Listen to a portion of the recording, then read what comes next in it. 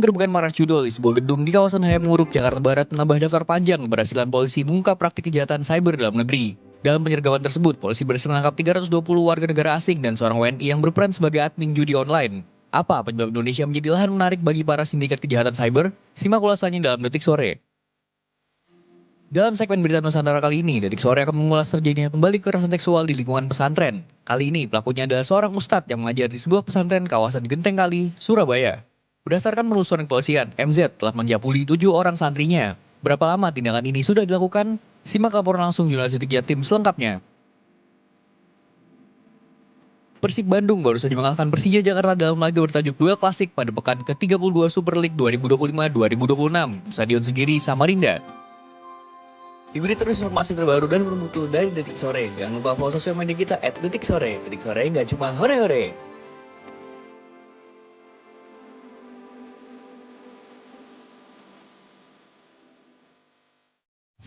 Musik. Hehehe. Welcome back to Detik Sore. Gak cuma hore. Padahal tim ini tidak juara apa-apa. Kenapa disetel lagunya, Gun? Tim ini kemarin baru seriat sama Liverpool, Chelsea. Welcome to Detik Sore and happy Monday everybody. Kita buka dengan semangat ya. Semangat ya. Karena ada tim yang biru di kita di juara, walaupun bukan Chelsea.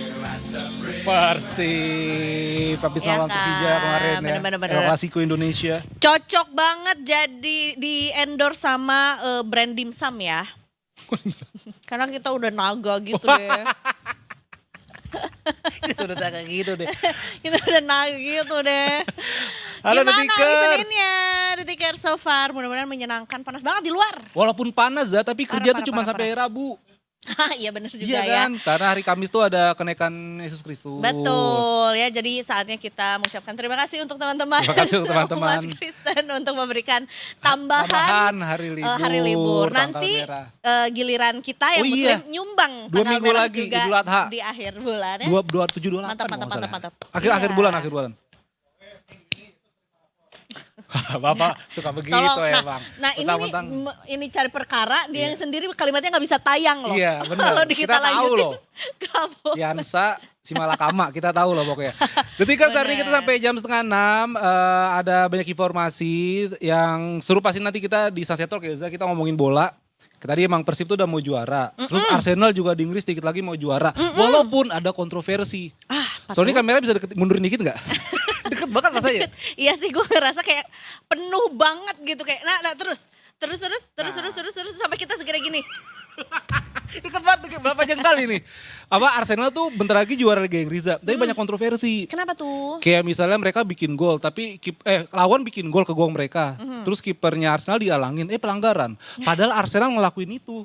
Iya bikin gol. benar. Giliran gua nggak boleh. Nah itu dia. Tapi kita nanti bahasnya di Iya, spesial ya. Spesial. Sunset Talk kita bahas kemenangan Persib juga, terus juga nanti pertandingan di final berarti ya. Final ya akhir-akhir liga. Menuju final berarti sisa 3 pertandingan lagi? Menuju final. Gemilang cahaya. Cahaya Asia. Saya akan fight. Ya kan. Terus Iya. Barca udah menang. Itu juga bisa kita bahas. Terus juga nanti yang bahas itu menarik juga soal ini kejahatan cyber. Iya bener. Kemarin cukup menghebohkan ya. Baru kita memasuki weekend tiba-tiba ada 320 WNA yang tertangkap enak-enakan gitu bekerja di negara kita tapi ternyata bisnisnya ilegal gitu. iya. Terindikasi judol kalau nggak salah ya. Dari judul. Bahkan sebenarnya ini kan kayak beberapa bulan terakhir tuh sering banget gak sih kita Benar. di Bali ada yang ketangkep, di Batam. Pangandaran Oh iya, waktu itu iya, juga iya, Jawa iya, Barat. iya, Jadi iya. nggak cuman kayak Kota-kota besar. daerah-daerah pulau gitu kayak di Bali gitu yang mungkin masuknya bisa dari berbagai area gitu misalnya ya. Di Jawa Barat juga ada. Sekarang di Jakarta. Hayamuruk tuh tengah kota banget gak sih? Banget. Dan jumlahnya 320 orang itu tuh Kak, satu RW juga Asli. lebih itu. Itu kalau study tour penuh itu. Taman Mini. Benar.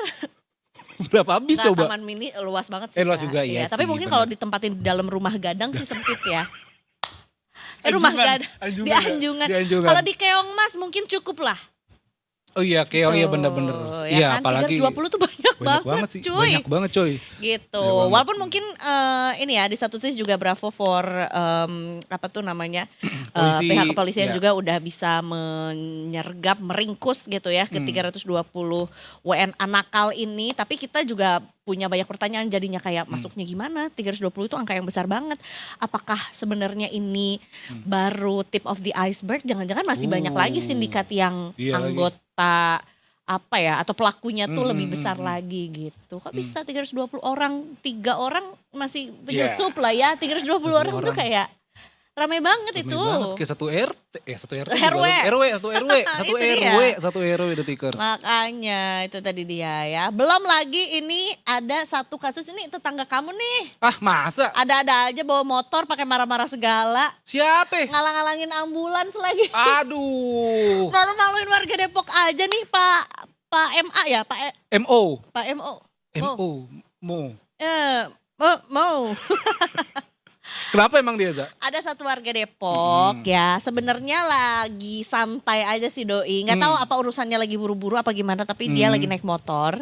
Nah, pengendara tersebut itu tuh sebetulnya mau disalip permisi gitu sama satu ambulans yang memang yang sedang bertugas dan mau menjemput pasien. Nah, tapi karena pengendara atau supir ambulansnya juga menyadari bahwa itu sebetulnya juga daerah yang cukup padat penduduk, jadi emang nggak dinyalain sirenenya. Cuman jadinya kayak Tidi, permisi, pakai toa gitu ya kan, permisi kita mau jemput, nggak terima, dia malah marah-marah dan bahkan sebenarnya nggak cuman marah-marah aja, tapi juga dia melakukan tindakan anarki ya, cukup anarki karena sempat merusak si ambulansnya itu sendiri gitu ya. Jadi sebenarnya sama si pengemudi ambulansnya juga sempat dikasih tahu kalau Pak kami mau menjemput pasien, tapi memang nggak dinyalakan. Kayak kalau nggak percaya ikut aja kita ke daerah yang atau ke tempat pasien kita yang mau jemput gitu. Kalau nggak salah tuh korbannya tuh adalah korban kecelakaan yang namanya ambulans kan. Iya, betul. Sebenarnya mau ada isinya, mau ngejemput, mau pulang, mau habis servis, mau apa kek, tapi yang jelas itu adalah kendaraan yang wajib kita kasih jalan kan, prioritaskan dan bahkan sebenarnya udah tertuang dalam undang-undang juga gitu.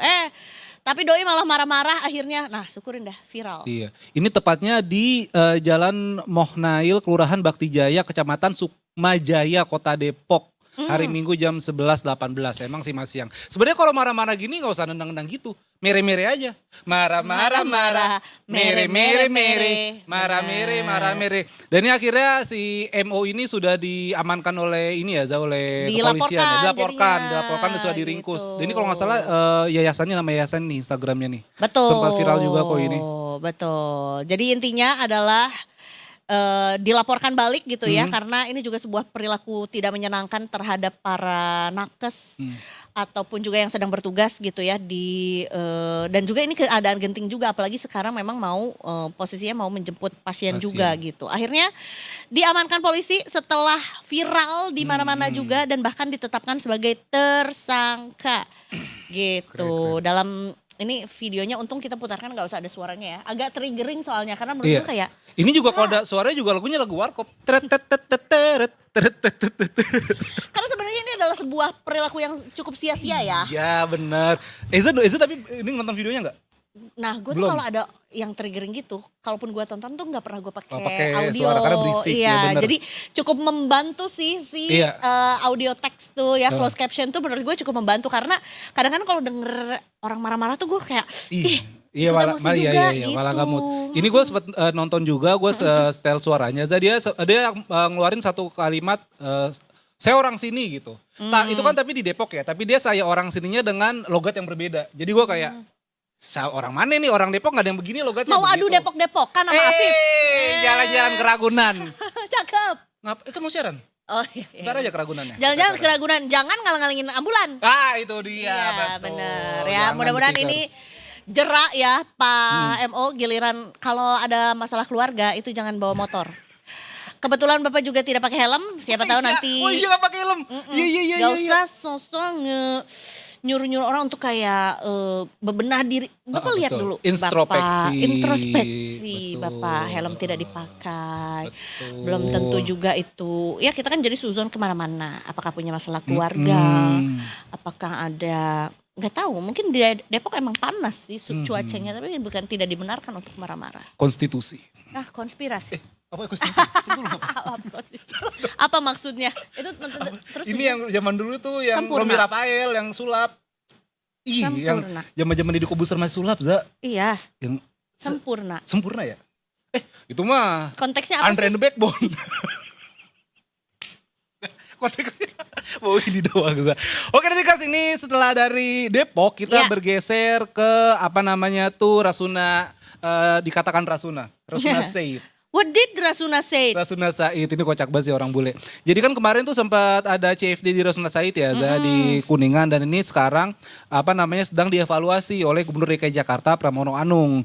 Beliau mengatakan bakal mengevaluasi jam pelaksanaan Car Free Day di kawasan Jalan HR Rasuna Said Jakarta Selatan.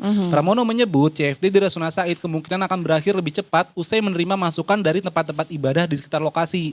Pramono mengatakan antusiasme masyarakat terhadap rencana CFD di Rasuna Said cukup tinggi.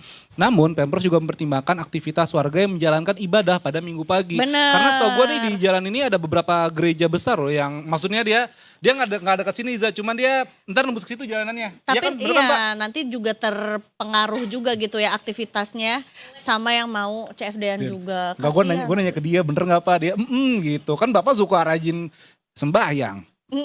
Nah, Pramono mengatakan skema CFD Rasuna Said nanti akan berbeda dengan kawasan Sudirman Tamrin. Untuk kawasan Sudirman Tamrin, Pemprov berencana memulai CFD lebih awal pukul 5.30, sementara jam berakhirnya masih dikaji. Ia menegaskan keputusan terkait jam operasional CFD Rasuna Said akan mempertimbangkan masukan masyarakat, terutama agar tidak mengganggu kegiatan ibadah. Dan selain ini juga kalau nggak salah Coach Justin, Za, yang komentator bola itu juga sempat mengeluh dia.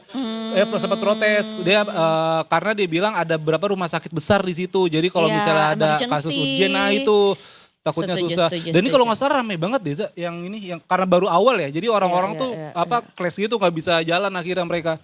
Betul. Kalau nggak salah malah ya gitulah. Nari saman kalau nggak salah. Gimana sih, Viv, maksudnya? Kan nggak bisa ketemu nih. Jadi tak gitu. Karena nggak bisa jalan. Gue semangat banget hari ini karena panas banget di luar, Za. Belum ada air lagi. Pelan-pelan gue gak paham soalnya tiba-tiba tari saman tuh gimana konteksnya. Karena mereka kan padat nih. Iya. Mau ngapain dong? Heeh. Mau maju nggak bisa, mau kanan nggak bisa. Mending tari saman. Tak. Oke. Set, ya kan. Thanks. Kayak Next. everything is joy. Iya, jadi memang perlu evaluasi lagi juga untuk si area Rasuna Said ini menjadi area CFD gitu ya, karena dirasa masih belum ketemu nih solusinya seperti apa, karena memang ada beberapa fasilitas juga gitu ya, seperti rumah ibadah rumah gitu ya, sakit. rumah sakit juga yang jadinya kayak terhambat gitu aktivitasnya karena ada CFD juga. Atau mungkin ada usulan titik mana yang bisa dijadikan area untuk CFD lainnya, kan Jakarta juga luas banget gitu. Mana ya, Za? Jangan mau kalah pokoknya sama CFD Depok yang ada yang ada Spider-Man-nya. Spider-Man. Gue udah pernah kesana. Oh iya, lu pernah ngungsi ya? Walaupun punten ada bis lewat. Oh, bisa lewat. Kan Bisa gue lewat. cerita Oh sama lu. iya, ada bis ya. Ada bis lewat. Ya terus lu bingung kan? Iya Lah, ini kayak kayaknya lah gimana CFD. sih? Karnya nggak ada tapi bus. Harusnya BFD, Bus Free Day. Bus free day, Bus free tapi day. nanti motor lewat. Nanti motor lewat. Ada yang orang di pinggir jalan pada duduk nggak? Ada kan? Yang Ada, sambil itu sih. nggak tahu, banyak lah, ada yang ngerjain tugas juga. Oh ya piknik. Ada yang piknik, ada yang bawa binatang, bawa ular. Bener, ada yang bawa binatang, ada banyak lah pokoknya aktiviti-aktiviti di CFD Depok. Mungkin bisa dicari titik lainnya juga yang masih possible, atau mungkin ya sebenarnya juga pasti udah di ini juga ya. Udah Dikaji juga gitu ya, biar tidak saling mengganggu gitu untuk yang mau beraktivitas di Car Free Day maupun juga fasilitas-fasilitas yang ada di sekitar situ juga. Karena menurut gue juga antusiasme masyarakat Indonesia nggak cuma Jakarta aja ya, soal wellness tuh tinggi banget. Betul, untuk hidup sehat. Bener, itu dia. Iza, gitu. CFD juga kan? Nah, Enggak sih, kalau Iya. CFD enggak sering. nggak sering. Iya, tapi beberapa kali aja, kalau nggak tiap misalnya- minggu gitu. Iya, karena kan Iza juga kan pasti sibuk kan banyak juga kan. Sama gue juga kayak wah ini habis masuk besok enggak deh gitu. Habis masuk besok enggak tuh gimana? Habisnya Sabtu habis kerja terus Oh, minggu iya. tuh kayak udah capek banget gitu Oh, kayak iya oke. istirahat aja karena tubuh kan butuh haknya. Benar, kita Untuk harus juga istirahat itu bukan berarti tidak produktif. Betul. Istirahat itu sebenarnya juga sebuah upaya untuk bisa merelaksasikan tubuh biar kita bisa produktif lagi gitu ya kan. Recovery juga gitu. Oke. Ada apa lagi nih, Za? Ada apa lagi ya? Diam juga. Eh, Kita break dulu aja deh. Kita kayak dulu ya kalau gitu. Oke, udah 3:30 juga. Habis ini kita masih baca Trending Today. Masih banyak banget yang seru lainnya Detikers. Jadi jangan kemana-mana. Tetap di Detik Sore. Gak cuma hore-hore.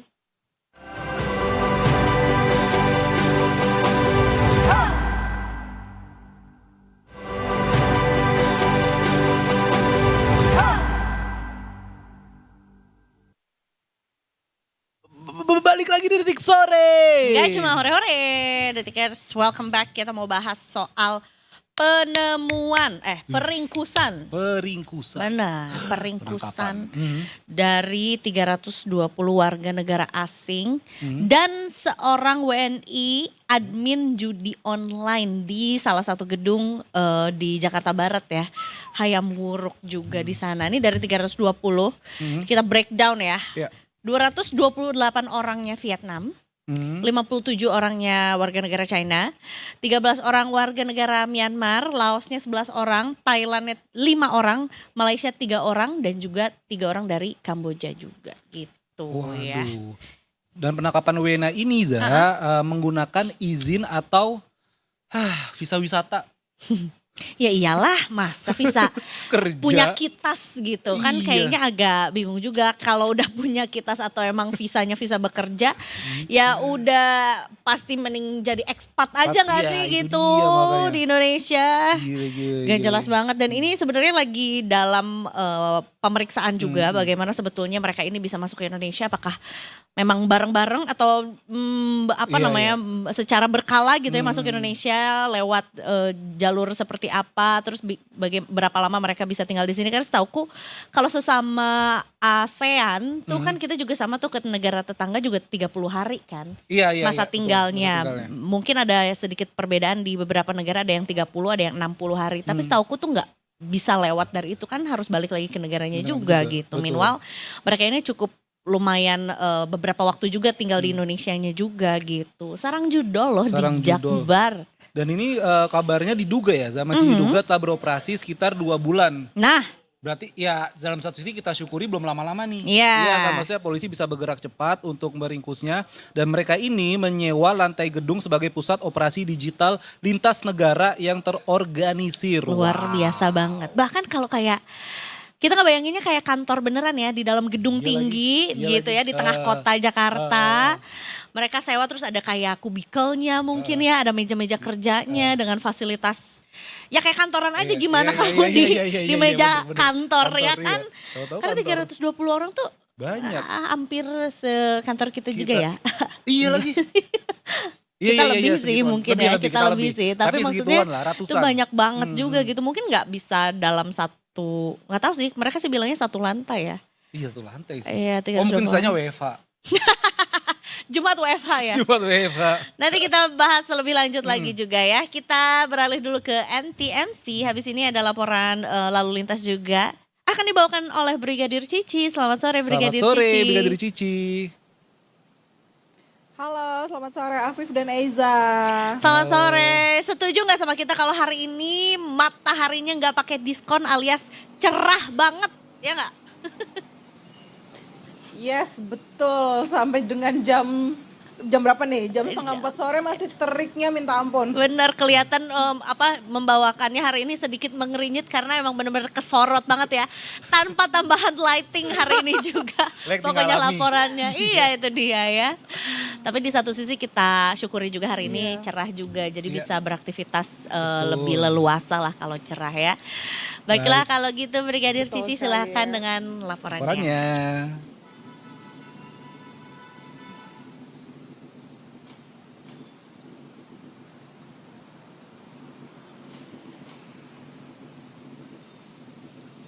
Baik, Brigadir Cici. Brigadir Cici silakan dengan Baik, laporannya. terima kasih Afif dan Eiza. Dan selamat sore Detikers, mari kita update bersama informasi arus lalu lintas sore hari ini, di mana untuk kendaraan-kendaraan yang melintas di sekitaran kawasan Simpang Santa, seperti kita ketahui bahwa bertepatan dengan jam pulang perkantoran selalu mengalami peningkatan jumlah volume arus kendaraan, dan untuk kawasan Santa sendiri pada sore hari ini terpantau dalam keadaan ramai dan lancar dari berbagai arahnya. Dan bisa dilihat langsung tepat di belakang saya, Detikers, bahwa kendaraan-kendaraan yang berdatangan dari arah Cawang ataupun dari arah Pancoran yang akan melintas menuju ke arah Trunojoyo ataupun ke arah Blok M, dan juga yang akan mengambil lajur sebelah kiri untuk berbelok ke arah Wijaya. Hingga saat ini terjadi antrian traffic light yang cukup memanjang sekitar 400 hingga 500 meter ke belakang. Namun selepasnya kendaraan-kendaraan ini masih menempuh kecepatan yang cukup normal. Perlambatan kecepatan selain dikarenakan adanya antrian traffic light, juga adanya beberapa pertemuan arus kendaraan dari arah Wijaya yang nantinya akan menuju ke arah Kuningan ataupun ke arah Pancoran, begitupun dari arah Blok S yang juga nantinya akan mengarah ke arah Mampang ataupun ke arah Kuningan. Dan dikarenakan memang ada beberapa titik pertemuan arus lalu lintas pada sekitaran kawasan ini, kami menghimbau bagi para pengendara agar tetap bersabar menunggu antrian traffic light. Dan khususnya bagi para pengendara sepeda motor untuk berhenti pada tempat yang telah disediakan atau di belakang garis stop pada sekitaran kawasan ini untuk menjaga kenyamanan bersama, tetapi terlebih dahulu menjaga keselamatan diri Anda saat berkendara. Dan Detikers, untuk kendaraan-kendaraan pun yang melintas dari arah Wijaya yang nantinya akan berbelok ke kanan menuju ke arah Kuningan ataupun Mampang juga masih didominasi oleh kendaraan pribadi, baik kendaraan roda 2 dan juga kendaraan roda 4, namun sore hari ini terpantau memang mulai didominasi oleh kendaraan-kendaraan roda 2 tetapi juga kendaraan roda 4. Begitupun untuk kendaraan-kendaraan yang berdatangan dari arah Blok S pun juga sementara ini lagi mengalami antrian traffic light yang cukup memanjang sekitar 200 hingga 300 meter ke belakang. Namun selepasnya kendaraan-kendaraan ini masih menempuh kecepatan yang cukup normal. Dan khususnya bagi para pengendara sepeda motor, kami menghimbau untuk menggunakan helm baik penumpang maupun pengemudi demi menjaga keselamatan diri Anda pribadi dan juga keselamatan bersama. Dan khususnya bagi para pengendara yang akan berputar balik pada kawasan ini, kami menghimbau untuk mencari tempat putar balik yang aman demi kelancaran lalu lintas, tapi terutama untuk menjaga keselamatan bersama di jalan. Dan juga Detikers, untuk kendaraan-kendaraan yang melintas dari arah Blok S juga hingga saat ini masih terpantau dalam keadaan ramai dan lancar. Untuk menemani aktivitas masyarakat ataupun untuk masyarakat yang ingin mengupdate informasi arus lalu lintas dan menjelang jam-jam pulang perkantoran Anda, Detikers juga dapat menghubungi call center kami di 1500669 ataupun menghubungi WA center kami di 0858 7150669. Eiza dan Afif, demikian updatean informasi lalu lintas sore hari ini di kawasan Simpang Santa. Semoga bermanfaat bagi masyarakat dan silakan kembali ke kalian di studio. Baik, terima kasih banyak Brigadir Cici atas laporannya. Brigadir Cici, bentar ya, kan long weekend nih, Brigadir Cici liburan nggak atau piket nih jangan-jangan? Untuk long weekend kali ini dikarenakan ada tugas, jadi tetap dinas. Semangat ya, dan selamat bertugas kembali juga sore hari ini ya. Mudah-mudahan Terima cerah kasih. terus Yang long sore weekend hari ini. selamat berlibur. Iya, terima kasih banyak. Libur di Brigadir rumah Cici. kayaknya kita ya. Kita di rumah. Terima kasih, Terima kasih selamat Brigadir sore. Cici, selamat sore. Terima kasih, selamat sore. Selamat sore. Detikers, walaupun kita punya long weekend dan kayaknya tuh kayak langsung ya. Walaupun ini baru Senin ya kan, long Iya weekend lagi. kita mulai dari hari Kamis, Kamis. Jumat sampai nanti Minggu lagi juga kayak udah mulai pertanyaan kayak kemana ya, nongkrong di mana ya? Lihat dulu kondisi keuangannya. Memang Betul. bisakah kita long weekendannya di luar atau mungkin healing-healing atau mungkin bijaknya kita di rumah aja ya? Iya, karena faktanya Za, melansir dari Detik Finance, Nah. sekarang ini warga Indonesia bukan lagi makan tabungan, Tapi makan utang. Wow, apakah Udah. kenyang? Ya, iya. Makan teman aja padahal juga udah kenyang kan. Jangan Jadi dong. ini berdasarkan laporan Otoritas Jasa Keuangan alias OJK. alias OJK, pinjaman pinjol tercatat sudah mencapai 100,69 triliun pada Februari 2026. Jumlah ini naik hingga 25,75% dibandingkan periode yang sama pada tahun sebelumnya atau year on year. Nah, pada periode yang sama PT Pevindo Biro Kredit ID Score mencatat pertumbuhan signifikan pada transaksi layanan pay later. ID Score mencatat pertumbuhan pay later sebesar 86,7% secara tahun year on year menjadi 56,3 triliun hingga akhir Februari 2026. Wow. Ini tinggi sekali ya Zai. Sebenarnya pay later sama pinjol sama-sama aja kan? Betul, mungkin ada sedikit perbedaan juga antara pinjol itu kan konotasinya biasanya dengan yang ilegal Iya, gitu iya, ya. iya, Walaupun ya pindar juga pinjaman daring, Darling, tapi darling. Dia daring ya. Pinjaman darling tuh pinjem Iya, kekasih iya. apa gimana Pinjam Kak? sayang gitu. Pinjaman daring tuh ya sebetulnya juga base-nya tetap pinjaman walaupun memang ya lebih aman ya karena dijamin oleh OJK juga. Tapi ya akan jadi gak aman juga kalau berlebihan dan kita gak bisa bayar ya gak sih? Nah itu dia Za. Apalagi ini gue namanya dikit ya Za. Ekonom senior INDF Tauhid Ahmad mengatakan daya pertumbuhan outstanding utang pinjol dan pay later ini menunjukkan bagaimana masyarakat saat ini semakin mengandalkan pinjaman untuk memenuhi kebutuhan sehari-hari. Jadi ini quote on quote dari Mas Tauhid, dia bilang memang bukan pertanda baik karena kebanyakan pinjaman itu untuk konsumtif. Ya kan? Saya kira itu yang kita lihat ketimbang pinjaman produktif untuk dunia usaha. Jadi kalau misalnya usaha kan ya wajar lah Za, ya kan apa minjem utang dulu nanti untuk usaha. Tapi ya Pak Tauhid Ahmad dari ekonom senior Indef dia bilang ya ini lebih banyak konsumtif sebenarnya. Iya. Bahaya juga, lebih itu buat wah liburan nih. Pinjem duit dulu aja lah, baru Betul. jalan-jalan. Padahal Bahaya. sebenarnya kalau nggak liburan juga emang kenapa guys? It's okay. Kita juga bisa healing di rumah aja. Ini ada satu kasus yang juga lumayan rame di platform Threads. Oke, pinjol juga. Nah ini tuh cukup apa ya pelik juga walaupun sebenarnya aku nggak tahu nih kasus ini apakah sudah masuk ke apa tuh pelaporan ke pihak kepolisian atau belum, tapi yang jelas ini lumayan ramai juga di Threads. Jadi ada sebuah modus yang dilakukan sama sebuah klinik kecantikan. Oke. Di mana modusnya itu sebetulnya kliniknya ada, terus juga apa tuh namanya ya tenaga apa kesehatannya juga tenaga si kliniknya juga ada juga, tapi dia tuh pushy banget alias nge-push banget si konsumennya yang udah datang ke sana untuk beli treatmentnya dengan menggunakan pinjol.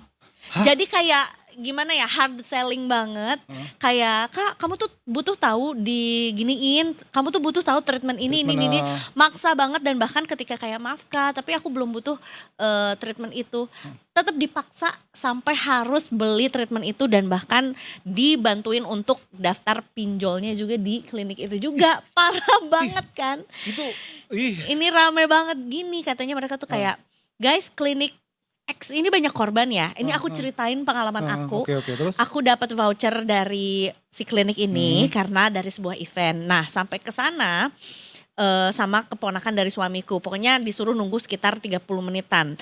Nah, di sini nih mereka minta kita berlangganan selama 6 bulan atau 1 tahun gitulah pokoknya. Jadi beli beberapa treatment juga. Kalau nggak ada uangnya mereka menawarkan pakai pay letter kayak beberapa produk pay letternya macam-macam, bisa pakai A, B, C gitu.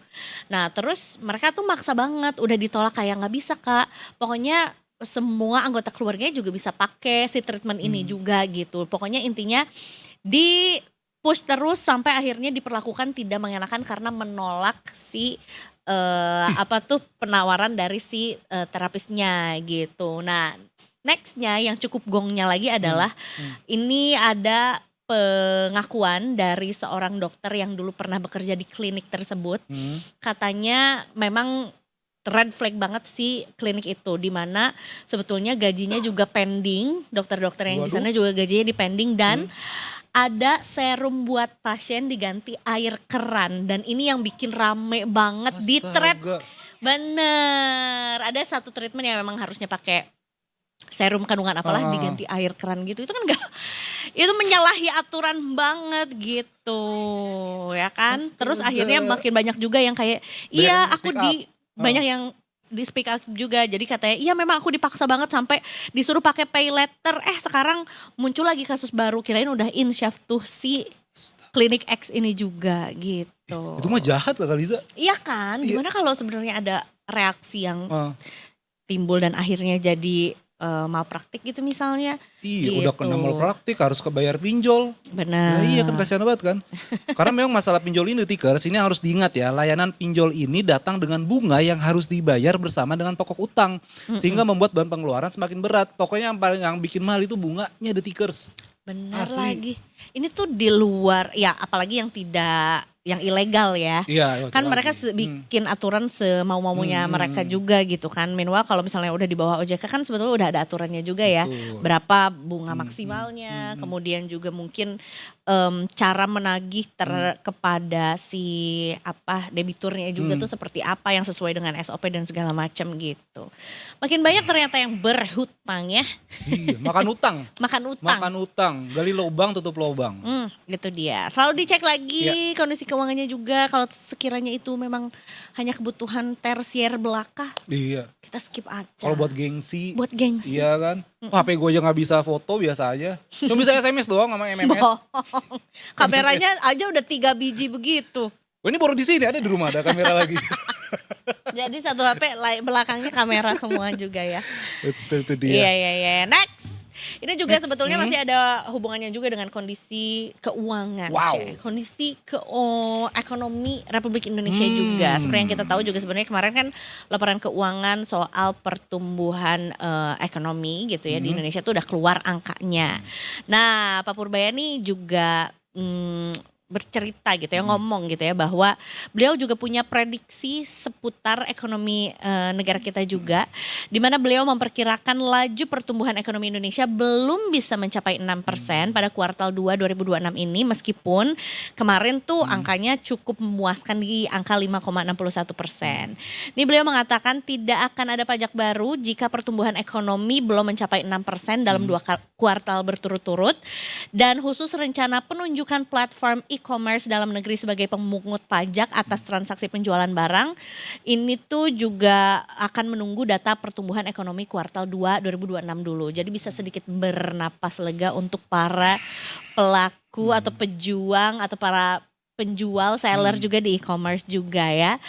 Di sisi lainnya juga walaupun memang juga salah satu penghasilan terbesar negara kan memang juga di pajak gitu ya. Nah, Pak Purbayan juga memastikan selama dirinya menjabat sebagai bendahara negara tidak akan ada ampun, tidak akan ada tax amnesty karena Indonesia sendiri udah melakukan 2 kali kebijakan tersebut di tahun 2016 dan 2022 gitu. Nah, dinilai ini sebetulnya tax amnesty ini menimbulkan kerentanan terhadap pegawai pajak untuk disogok hingga diperiksa. Jadi menimbulkan ketidakpastian di kalangan pelaku usaha juga. Makanya sebetulnya peserta program pengungkapan sukarela atau PPS atau tax amnesty jilid 2 ini akan diperiksa ulang juga ya. Hal itu tidak akan dilakukan terhadap semua peserta, tapi hanya beberapa atau wajib pajak yang telah berkomitmen khususnya melakukan repatriasi harta dari luar negeri namun belum dilakukan. Jadi tax amnesty 2026 dipastikan tidak akan ada lagi gitu. Iya, ya gue juga kan? gak ada harta di luar negeri sih. Bener sih. Iya sih, ya gak tau kok tiba-tiba Sultan Brunei ngirim berapa emas gitu kan. Coklat mas Mas coklat. Joko. Oh yang zaman dulu ya yang koin. Yang koin Bener gitu banget yang dia, koin. gitu. Jadi dijelaskan sebetulnya fokus pengejaran peserta tax amnesty hanya kepada wajib pajak yang telah berkomitmen aja ya. Pemeriksaan ini dilakukan untuk memastikan peserta yang telah melaksanakan komitmen yang telah disampaikan dalam SPPH atau surat pemberitahuan pengungkapan harta sesuai dengan batas waktu. Pokoknya Pak Purbaya mengaku akan mengambil alih seluruh statement kebijakan perpajakan untuk menghindari kesimpang siuran informasi di masyarakat. Iyalah, soalnya tax amnesty sebenarnya juga ini ya kayak berpihak sama yang memang udah kaya aja Kaya gitu, aja, yang iya. hartanya banyak Iya, Za. gitu. Apalagi kalau emang pajak tuh sensitif banget, Za. Kita kan semua kena pajak. Betul. Iya kan? Beli makanan di kafe kena pajak. Beli Nonton bensin. di bioskop, beli bensin kena pajak. Nonton konser, Kena pajak. Baru pacaran kena pajak. Pajak jadian. sepatu baru, Alhamdulillah. iya pakai. Kena pajak juga. Ngomong-ngomong soal konser juga ini gue mau bercerita sedikit bahwa Apa nih? cukup sedikit terpressure menjadi millennials emo millennials. Mau milenial. Why kenapa never gak pernah? Karena selain di bulan November kan kita juga akan kedatangan My Chemical Romance. When I was Iya, young boy. Walaupun memang juga hadir di beberapa negara juga kan si My Chemical Romance. Apa? Boleh gak kita beresin dulu cerita? Ada Pak Produser nih kasih. Terus.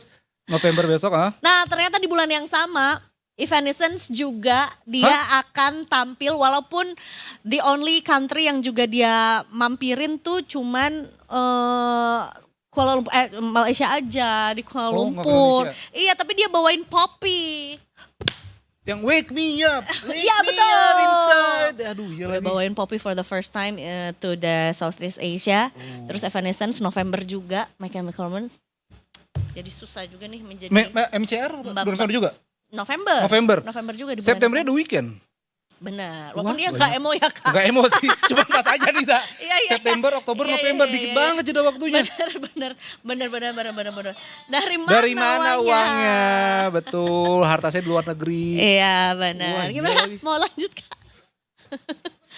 My Chemical Romance gitu zaman dulu banget itu. Enggak soalnya nanti susah lagi masuk laginya. Lagi, tapi MCR yang lagu yang lu suka apa? Yang ini banget.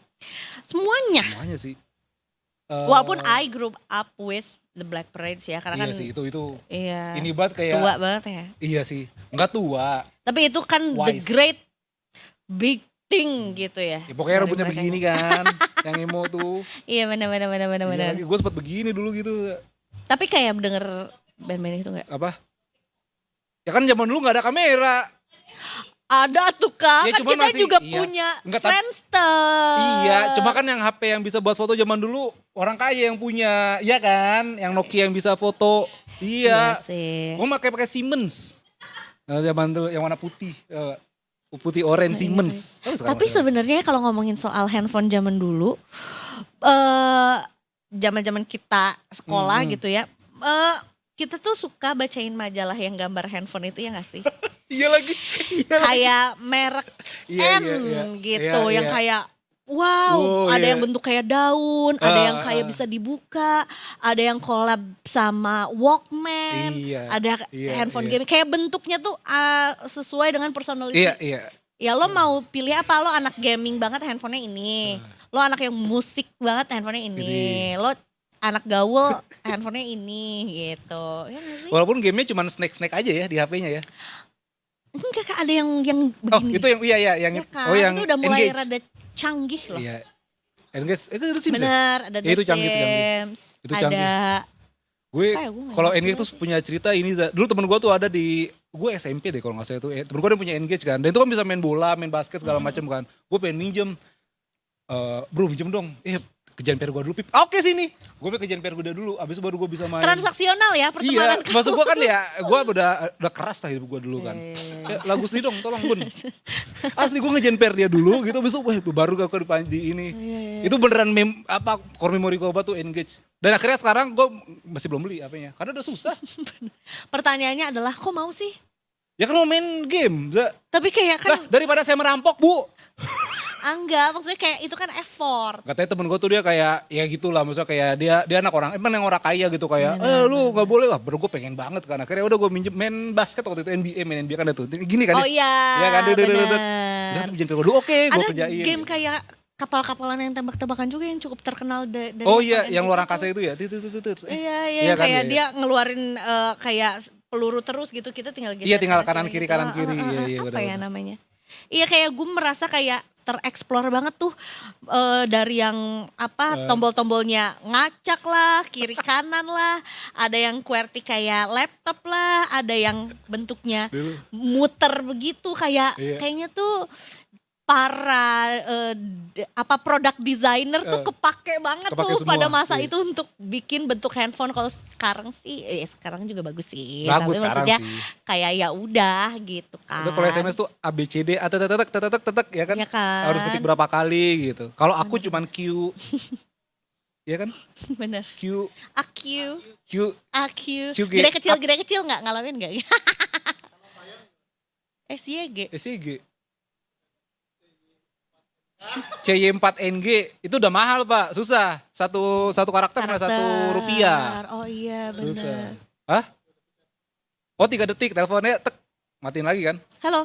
Iya. Terus- Kamu gimana? Tek, tek gitu aja Oh udah enggak, bener. tapi itu gue ngalamin. Gue pakai sandi Morse kalau nggak salah dulu. Repot banget. Tapi seru kapan-kapan kita buat tuh segmen itu Pak. Apa? HP jadul sama detik inet. Boleh. Ya seru kan tuh kayak mengulang memori Review masa lalu handphone ya lalu. kan. Pada Seru, kemana seru, ya handphone kita? Yang zaman dulu harusnya masih ada gak sih? Gue kayaknya masih ada di rumah orang tua sih Iya, harusnya. bener-bener. Ya udah dari taruh gudang juga kayaknya sih. Oh buat ganjel pintu terakhir kalau nggak salah. Keren. Bukan karena kan gede. Iya. Kayak zaman dulu. Tapi siapa tahu mungkin kita akan membutuhkannya Hmm? one day ketika mungkin sinyal udah gak ada, sinyal Oh internet gak ada, iya. terus semuanya udah balik lagi ke Ada SMS zombie di lagi. luar di mana-mana. Bener. Kita butuh handphone yang juga seminggu tuh gak perlu dicas. Iya. Ya kan sekarang Awet, handphone awet, mana awet. tiap hari dicas terus yang Iya baterainya sekuat itu. Buat yang suka itu.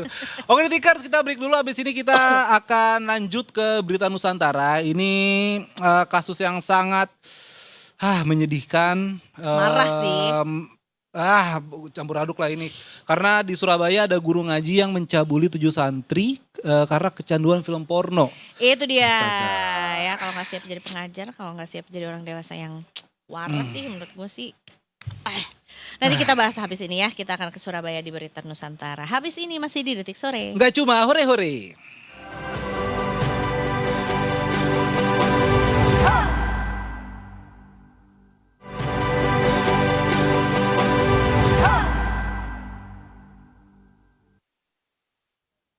Kita kembali lagi di Detik Sore. Nggak cuma hore-hore. Ini nggak hore-hore at all. Kita sangat marah. Wow. Yes, marah. geram. Geram banget. Karena di berita Nusantara kali ini Tikers, kita akan ke Surabaya di mana ada kasus seorang guru ngaji yang mencabuli 7 santri. Ini belum reda amarah kita terhadap satu satu ustadz juga sih gitu ya. Dipati bukan ya? Dipati Iya, yang benar. juga korbannya banyak dan yang baru ditangkap kemarin gitu kan ya. Setelah sebelumnya sempat mangkir dari panggilan pihak kepolisian Kepolisian. juga, akhirnya juga ditangkap dan memang terindikasi memang akan melakukan pelarian diri Pelarian, gitu iya, alias kabur. kabur juga gitu. Makanya ini kayak kita masih mengawasi seperti apa kasusnya akan diungkap, akan dihukum seperti apa, masih ada PR untuk bisa walaupun ini ya maksudnya upaya untuk memulihkan atau mendampingi korban gitu ya. Itu masih panjang gitu. Sekarang ada lagi juga penemuan ini ya. Aduh, dan untuk Marah lebih sih. tahu lebih lengkapnya lagi Tikers, kita sudah terhubung dengan jurnalis Detik Jatim, ada Aprilia Devi di seberang sana. Selamat sore. Mbak April, selamat sore. Selamat sore Mas Afif dan juga Mbak Iza. Selamat sore Mbak April, ini ada lagi kasus yang lagi-lagi membuat kita marah, mencoreng dunia pendidikan di Indonesia juga. Dan rasa-rasanya perlu diulas lebih dalam juga gitu ya, biar ini bisa memberikan pelajaran dan juga efek jera gitu untuk masyarakat Indonesia secara luas juga gitu ya. Seperti apa apa yang terjadi juga di Surabaya dan seperti apa hal ini akhirnya bisa terungkap, Mbak April. Ya, terus sekali Mbak Iza, selamat sore ketika saat ini saya di Surabaya di kawasan Benteng Kali, di mana dilaporkan ada seorang guru ngaji berinisial MZ 20 tahun yang saat ini telah ditahan oleh Polrestabes Surabaya karena diduga telah melakukan pencabulan terhadap 7 orang santrinya. Jadi aksi bejat ini sudah dilakukan oleh MZ sejak tahun 2025 lalu hingga April 2026.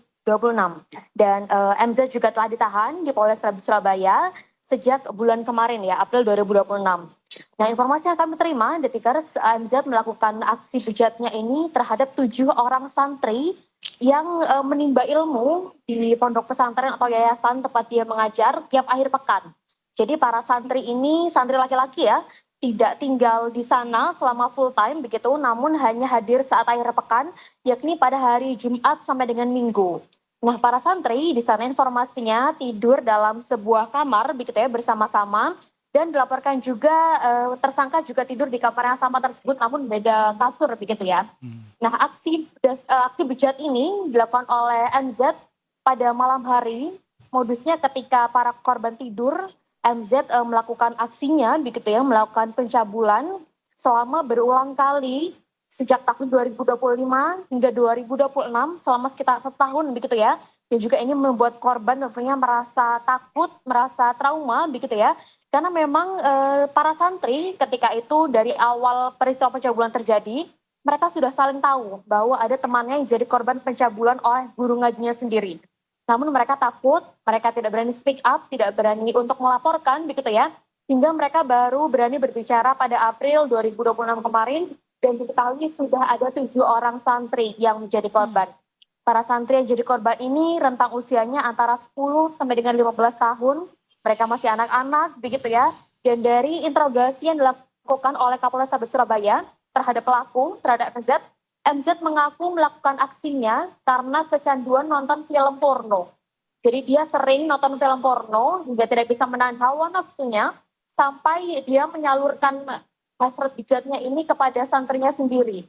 Dan informasinya saat itu dalam interogasi yang kami simak begitu ya, MZ ini mengaku memang ada ketertarikan juga baik itu terhadap laki-laki maupun terhadap perempuan, termasuk terhadap anak-anak. Apalagi saat itu yang ada di dekatnya adalah anak-anak muridnya sendiri, santri yang sedang melakukan menimba ilmu begitu ya di pondok pesantren tersebut. Dan saat ini MZ sudah ditahan, sekaligus juga polisi bekerjasama dengan DP3A PPKB Kota Surabaya untuk melakukan pendampingan terhadap para korban. Karena memang para korban usianya masih sangat kecil ya, 10 sampai 15 tahun. Mereka juga mengalami ketakutan, trauma begitu ya. Dan diharapkan juga para korban bisa segera pulih secara psikologis terutama. Dan polisi juga memanggil para orang tua korban untuk bisa membantu memberikan semangat dan membantu proses pemulihan korban. Seperti itu Iya. bisa Ah, melaporkan. April, bagaimana kemudian akhirnya kasus ini terkuak? Apakah ada korban yang speak up begitu atau bagaimana? Ya, informasi yang kami terima, salah satu korban akhirnya speak up pada bulan April 2026 dan membuat laporan resmi di Polrestabes Surabaya per tanggal 15 April 2026. Jadi laporannya itu masuk tanggal 15 April kemarin dan keesokan harinya MZ atau pelaku langsung ditangkap di sebuah yayasan di Surabaya di kawasan Jalan Genteng Kali sekitar bulan April juga, tapi di tanggal 16 April. Jadi keesokan harinya setelah korban lapor begitu ya, dan diketahui ada 7 orang, akhirnya kemudian MZ ditangkap dan langsung ditahan di Polrestabes Surabaya. Mulanya adalah satu orang korban gitu ya, satu orang santri gitu yang mengaku dan kemudian pada akhirnya ada korban-korban lain yang juga turut memberikan laporan, memberikan keterangan juga sampai akhirnya sekarang ditemukan ada 7 korban juga. Apakah ada indikasi bertambahnya korban atau mungkin dari keterangan para korban juga apakah sebetulnya juga perilaku ini tuh pernah dilakukan ke korban yang lain atau mungkin juga dalam rentang waktu yang cukup panjang juga kah, April? Ya, Mbak Iza. Jadi informasi yang kami terima dari kurun waktu 2025 hingga April 2026 kemarin, ada 7 orang santri yang dilaporkan menjadi korban dari aksi bejat tersebut. Namun polisi juga masih melakukan penyelidikan dan juga pengembangan lebih lanjut pastinya ya terhadap kasus ini untuk mengungkap apakah memang ada potensi korban tambahan. Namun informasi sementara yang kami himpun 7 orang santri yang berada di rentang usia 10 sampai 15 tahun itulah yang saat ini tercatat menjadi korban. Dari pihak yayasan maupun pondok pesantrennya sendiri apakah sudah buka suara dan ada tindak lanjutnya dari kasus atau temuan ini? Ya, hingga sore hari ini kami belum menerima informasi dari pihak yayasan terkait kasus ini dan nanti juga kami akan sampaikan update-nya bila memang sudah ada mungkin statement atau pernyataan begitu ya dari pihak yayasan juga termasuk apakah hal ini juga mempengaruhi begitu dari aktivitas belajar mengajar di sana. Baik, ini juga di Detik Jatim ada salah satu hal yang bikin geleng-geleng kepala karena MZ ini mengaku lebih suka anak laki-laki karena takut zina bila berhubungan dengan perempuan begitu April. Ya, betul sekali. Dari informasi yang kami terima juga dari interogasi langsung oleh Kapolrestabes Surabaya, direkam juga ya Detikers oleh Kapolrestabes di sana dari pengakuan langsung oleh pelaku mengatakan bahwa memang ada ketakutan apabila dilakukan terhadap perempuan atau anak-anak perempuan begitu ya, khawatir akan terjadi zina, termasuk juga khawatir terjadi kehamilan karena memang informasinya MZ ini juga melakukan aksinya sangat picet begitu ya, hingga mungkin ada ketakutan dalam dirinya apabila menimbulkan kehamilan terhadap korban perempuan. Namun apapun alasannya ini juga jelas tidak bisa Jelas kita tidak bisa toleransi ya dibenarkan, Detikers. Betul. Termasuk juga ada interview juga bersama dengan Kapolrestabes Surabaya, Pak Lutfi Sulistiawan ya. Kita akan saksikan bersama. Kisaran 10 tahun sampai dengan 15 tahun. Jadi pada beberapa waktu mulai tahun 2025 sampai 2025 sampai 2026, dari kurun waktu itu 7 orang ini yang dilakukan perbuatan cabul oleh tersangka. Caranya bagaimana? Jadi pada saat malam hari tersangka ini datang ke kamar korban, lalu kemudian posisinya itu mengangkangi korban yang tidur gitu ya, terus kemudian minta untuk dilakukan oral seks.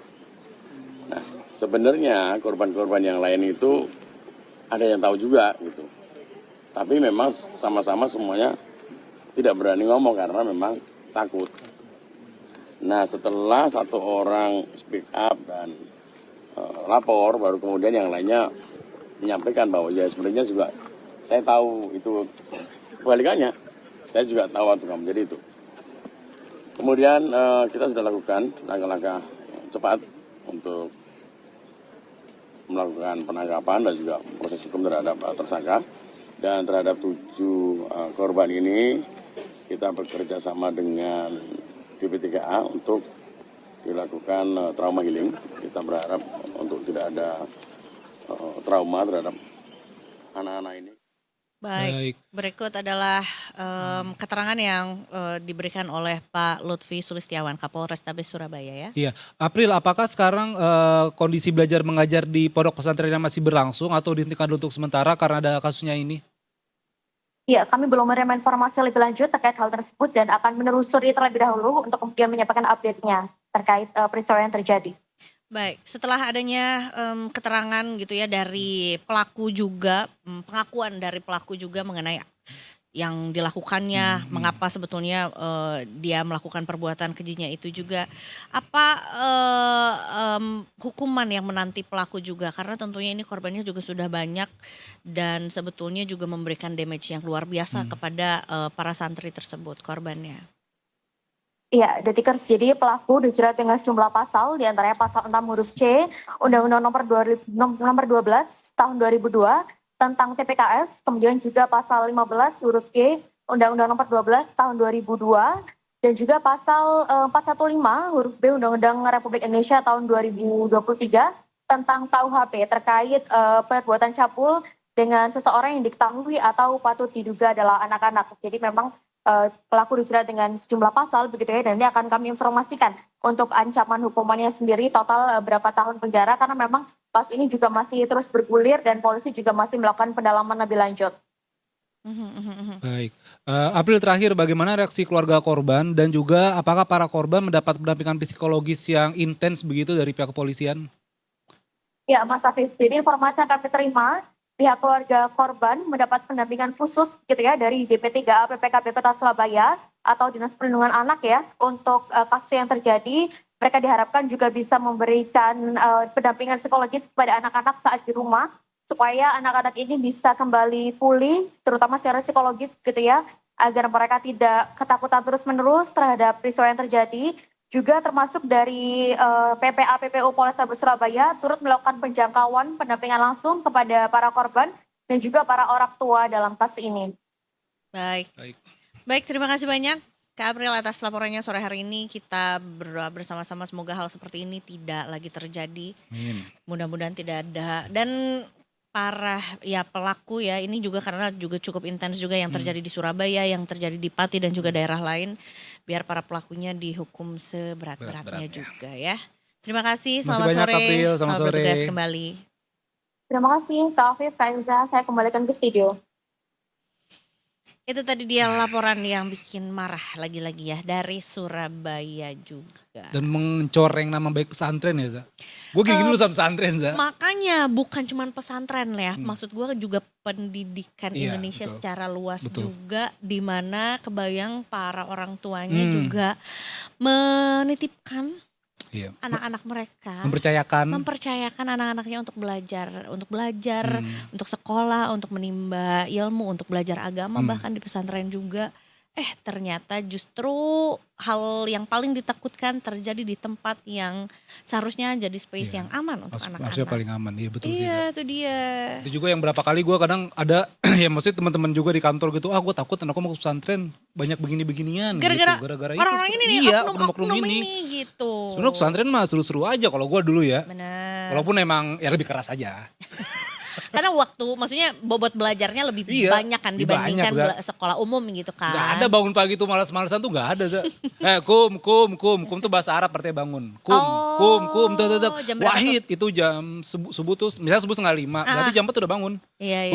Wahid, Isnain, Salasa, 1, Dihitung, 2, 3 di dihitung. countdown ya. Arba, Sita, Khamsa gitu. Habis itu di rotan. Oh. Habis itu di kaki. Cuman jadi kayak maksudnya ya zaman dulu kan wajar lah gitu. Enggak viral juga. Dan kita juga happy-happy aja. Malah pamer-pameran, wih biruan gua nih. Itu pakai celana jeans ya birunya ya. Dulu pakai sarung kalau dulu. Oh iya. Detikers habis ini, habis tadi berita Nusantara Eza, kita habis ini ada editorial review. Sesuai janji kita tadi, kita akan ngebahas soal Indonesia yang jadi sarang kejahatan siber. Itu dia. Apakah apa yang membuat mereka bisa melenggang dengan dengan mudah gitu ya ke negara kita untuk melakukan hal-hal ilegal, mau itu judol, love bombing, terus apa aja sih yang penipuan gitu kan. Scamming ya itu. Apa? Investasi bodong dan lain-lainnya juga. Dan juga. Makanya kemana Detikers, tetap di Detik Sore. Enggak cuma hore-hore.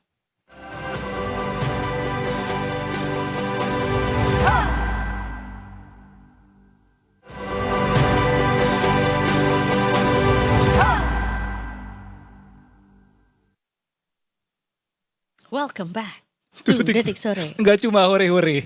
Konsentrasi. Nah itu dia konsentrasi. Ya kan? Gue ikut Will Smith yang di meme itu begini kan ya. This. This. Gitu ya.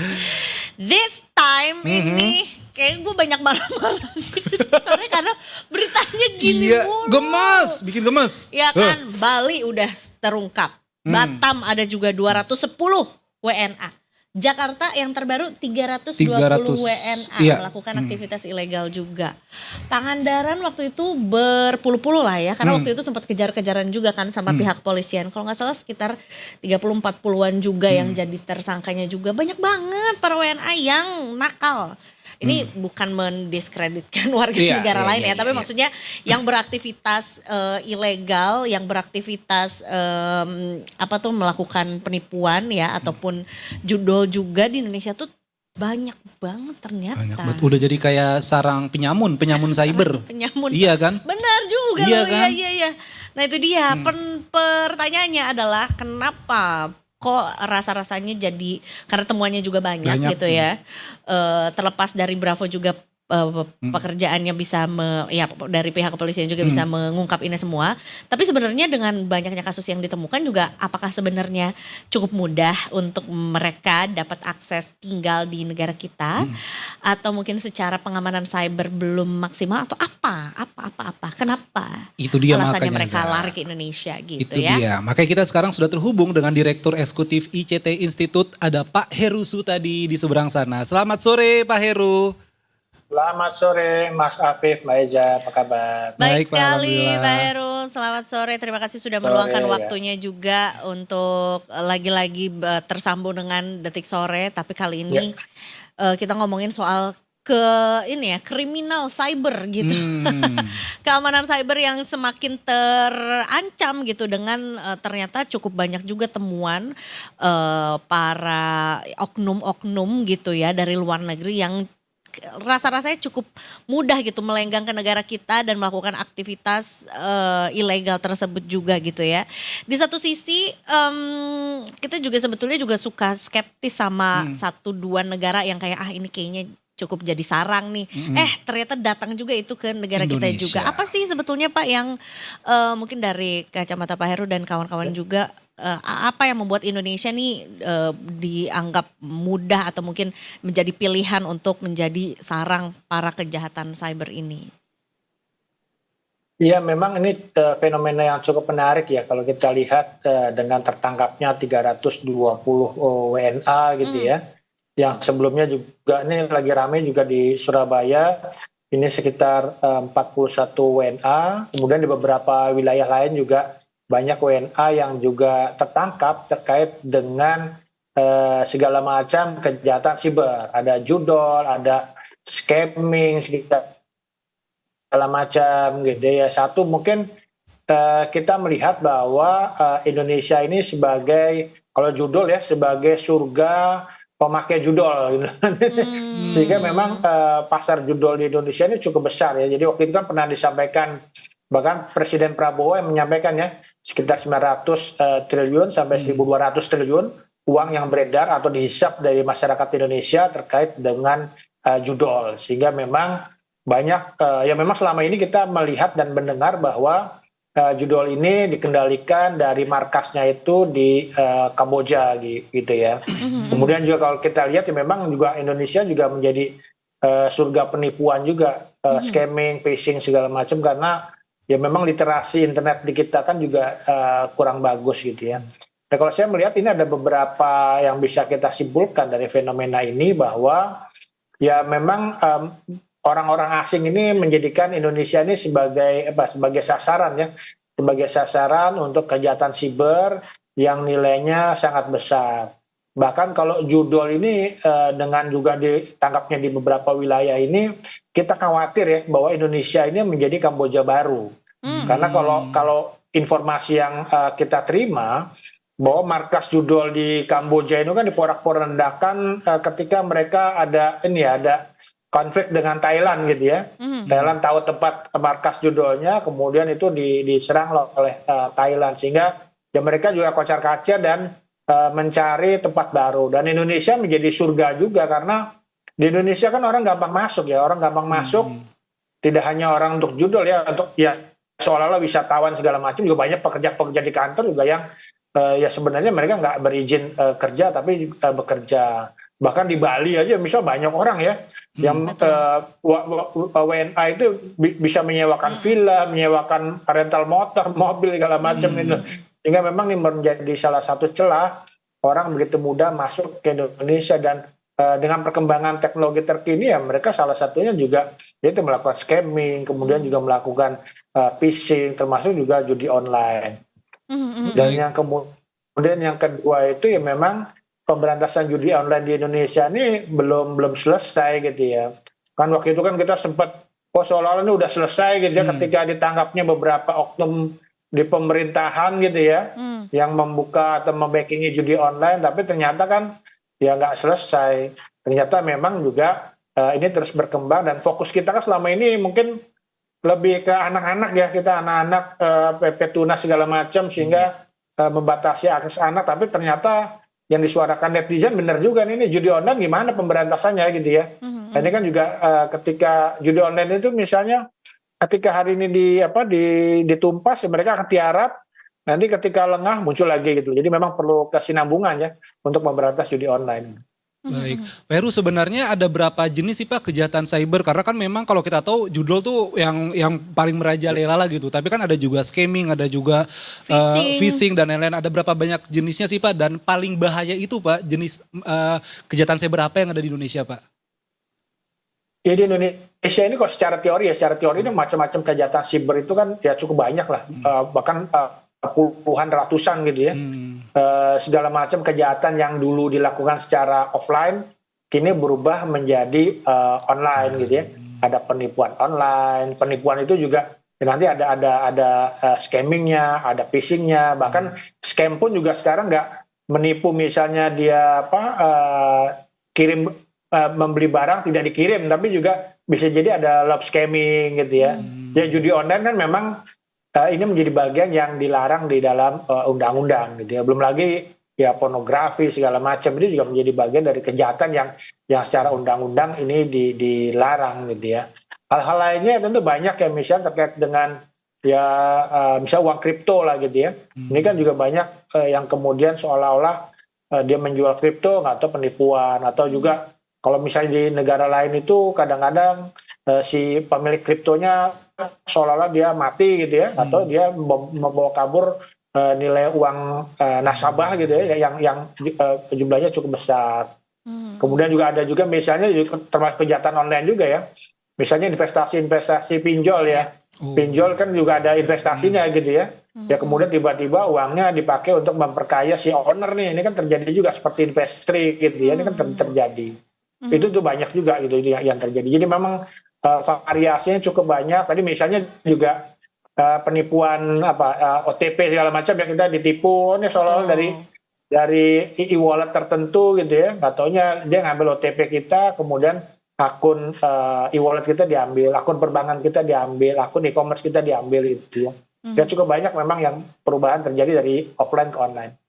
Pak, ini kan sebetulnya yang sekarang perlahan-lahan mulai terungkap gitu ya, jumlah WNA-nya angkanya fantastis sekali, 40 orang, 80 orang, 320 orang, yang artinya sebetulnya juga cukup apa ya, bisa dibilang mereka cukup mudah untuk bisa masuk ke negara kita menggunakan visa turis gitu ya, atau bahkan bebas visa juga.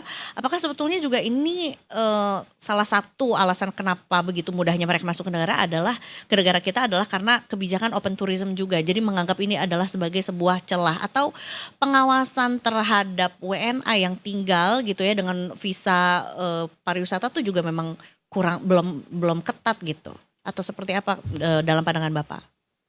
Iya, ini kan memang hal yang mungkin kadang-kadang di satu sisi memang kita perlu gitu ya, membebaskan visa turis agar turis banyak gitu. Tetapi kan kita juga harus berpikir bahwa turis yang kita datangkan itu turis yang berkualitas gitu ya. Nah kalau kita lihat sekarang ini kan juga ini dimanfaatkan oleh orang-orang jahat gitu ya, untuk kemudian melakukan operasi kejahatan siber di Indonesia. Ini kan sudah sering sekali ya. Indonesia ini beberapa orang ditangkap gitu ya terkait dengan penyalahgunaan visa yang kemudian digunakan untuk menipu, digunakan untuk narkoba. Ya, termasuk sekarang ini yang jangan juga berkembang itu adalah judi online gitu ya. Kadang-kadang memang kita miris juga ya kalau kita ke luar negeri kan, apalagi ke Eropa kita harus visa gitu ya, ditanya ini bawa duit berapa gitu ya. Kamu punya rekening berapa nih, coba dilihat gitu ya. Alamatnya di mana, nanti tinggal di sampai tiket pulang lagi gitu. ditagih tiket lagi juga. Tiket pulang perginya ada nggak kan gitu ya. Sementara kita kayaknya agak-agak abai gitu loh. Ya memang niatnya memang kita makin banyak turis makin bagus gitu ya.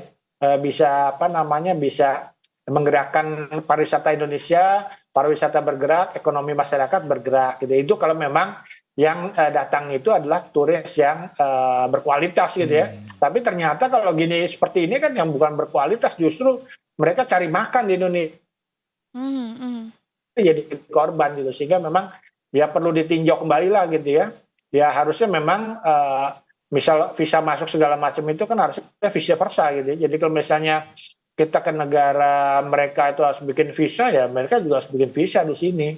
Ketika misalnya kita ditanya-tanya segala macam rekening, tiket pulang, ngapain di Indonesia, kerja apa atau apa, ya mereka juga ditanya hal yang sama gitu ya. Jangan kemudian demi semata-mata mendatangkan turis, orang datang ke Indonesia gitu, tapi ternyata ya mereka cari makan di Indonesia dengan cara-cara yang nggak bagus lagi gitu ya, dengan kejahatan-kejahatan model baru gitu.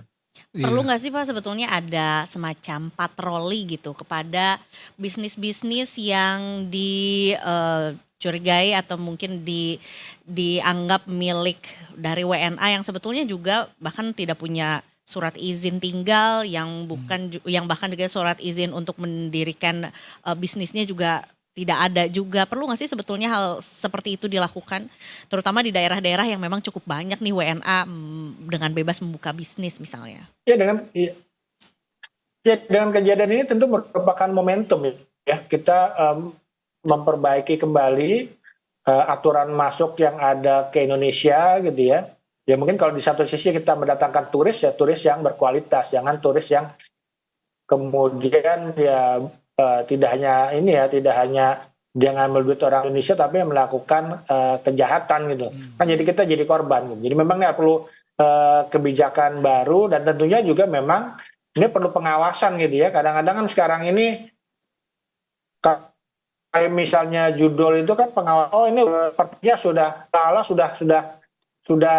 sudah berkurang apa gitu. Tapi kan mereka juga menggunakan model-model baru juga. Kalau dulu kan PPATK mencatat kan cukup tinggi gitu ya, tapi kan seolah-olah kayaknya turun gitu kan. Tapi kan ternyata dengan kejadian ini ya mungkin juga bisa jadi ya, selain pasar Indonesia juga mereka menjadikan Indonesia ini sebagai markas baru ya, tadi pengganti Kamboja untuk melakukan aksinya ke negara-negara lain gitu. Sehingga ini juga harus diantisipasi, tapi juga memang pengawasan ya seperti judi online, scamming ini tetap harus dilakukan gitu ya. Ya masyarakat juga jangan ragu ya. Kalau misalnya melihat termasuk scamming ya, itu kan penipuan gitu, ada love scamming ya, memang harus ketika mereka menjadi korban harus dilaporkan ke pihak kepolisian atau gitu, sehingga ini bisa kemudian nanti di-trace ini di mana, karena biasanya juga ini dalam aksinya itu kan mereka melibatkan orang lokal gitu ya. Karena kan sifatnya sistem sistem misalnya untuk membujuk segala macam, misalnya judi online kan harus ada orang lokalnya nih untuk membujuk misalnya influencernya gitu ya, kan dulu kan pernah rame ya banyak jadi influencer betul. Judi online, walaupun kemudian mereka banyak nggak ngaku gitu, ini kan kita nggak tahu Iya.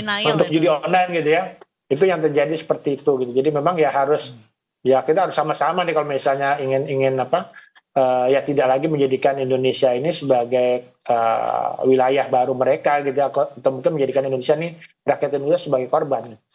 Setuju. Pak Heru, ada nggak sih karakteristik negara, suatu negara gitu yang pada akhirnya digunakan oleh sindikat sebagai area praktik kejahatan cyber gitu? Apakah karena ya tadi Pak Heru sempat mention kalau jangan-jangan kita ntar geser Kamboja nih begitu kan? Apakah karena penduduk kita banyak begitu Pak? Ataukah karena mungkin kekuatan ekosistem digital kita Pak? Ya kalau Kamboja itu salah satu kelebihan tanda kutip ya. Kenapa mereka menjadi markas jadi judi online itu kan mereka nggak mengatur tentang perjudian.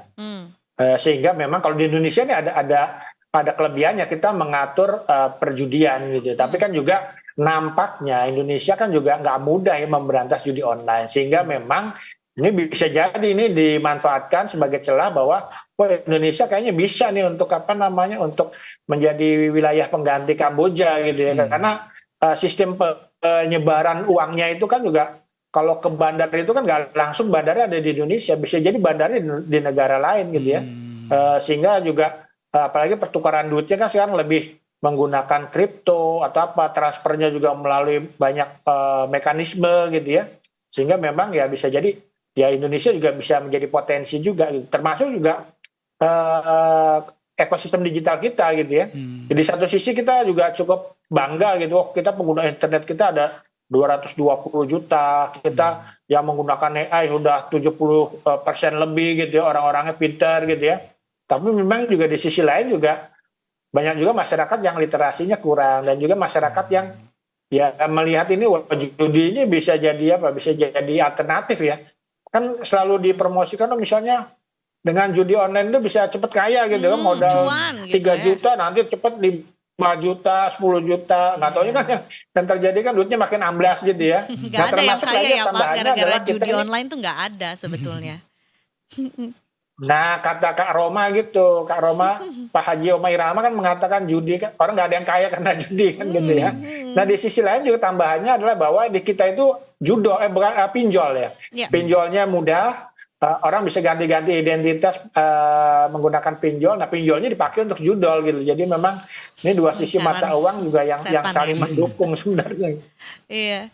Secara risiko atau bahaya jangka panjangnya ada nggak sih kalau misalnya ternyata walaupun begini, misalnya kasus temuan yang di Bali yang WNA dari India itu tuh juga memang menipu sesama warga India Iya, lah gitu. iya, Jadi benar ya. katanya memang tidak ada warga negara Indonesia yang menjadi korbannya. Tapi kan tetap Indonesia dijadikan HQ, dijadikan rumah sarang untuk melakukan tindakan kriminal siber ini gitu. Tapi sebetulnya kalau benar gitu Indonesia dijadikan sarang atau tempatnya, walaupun mungkin korbannya tidak ada orang Indonesianya, pasti tentu ada resikonya juga kan, Pak Heru?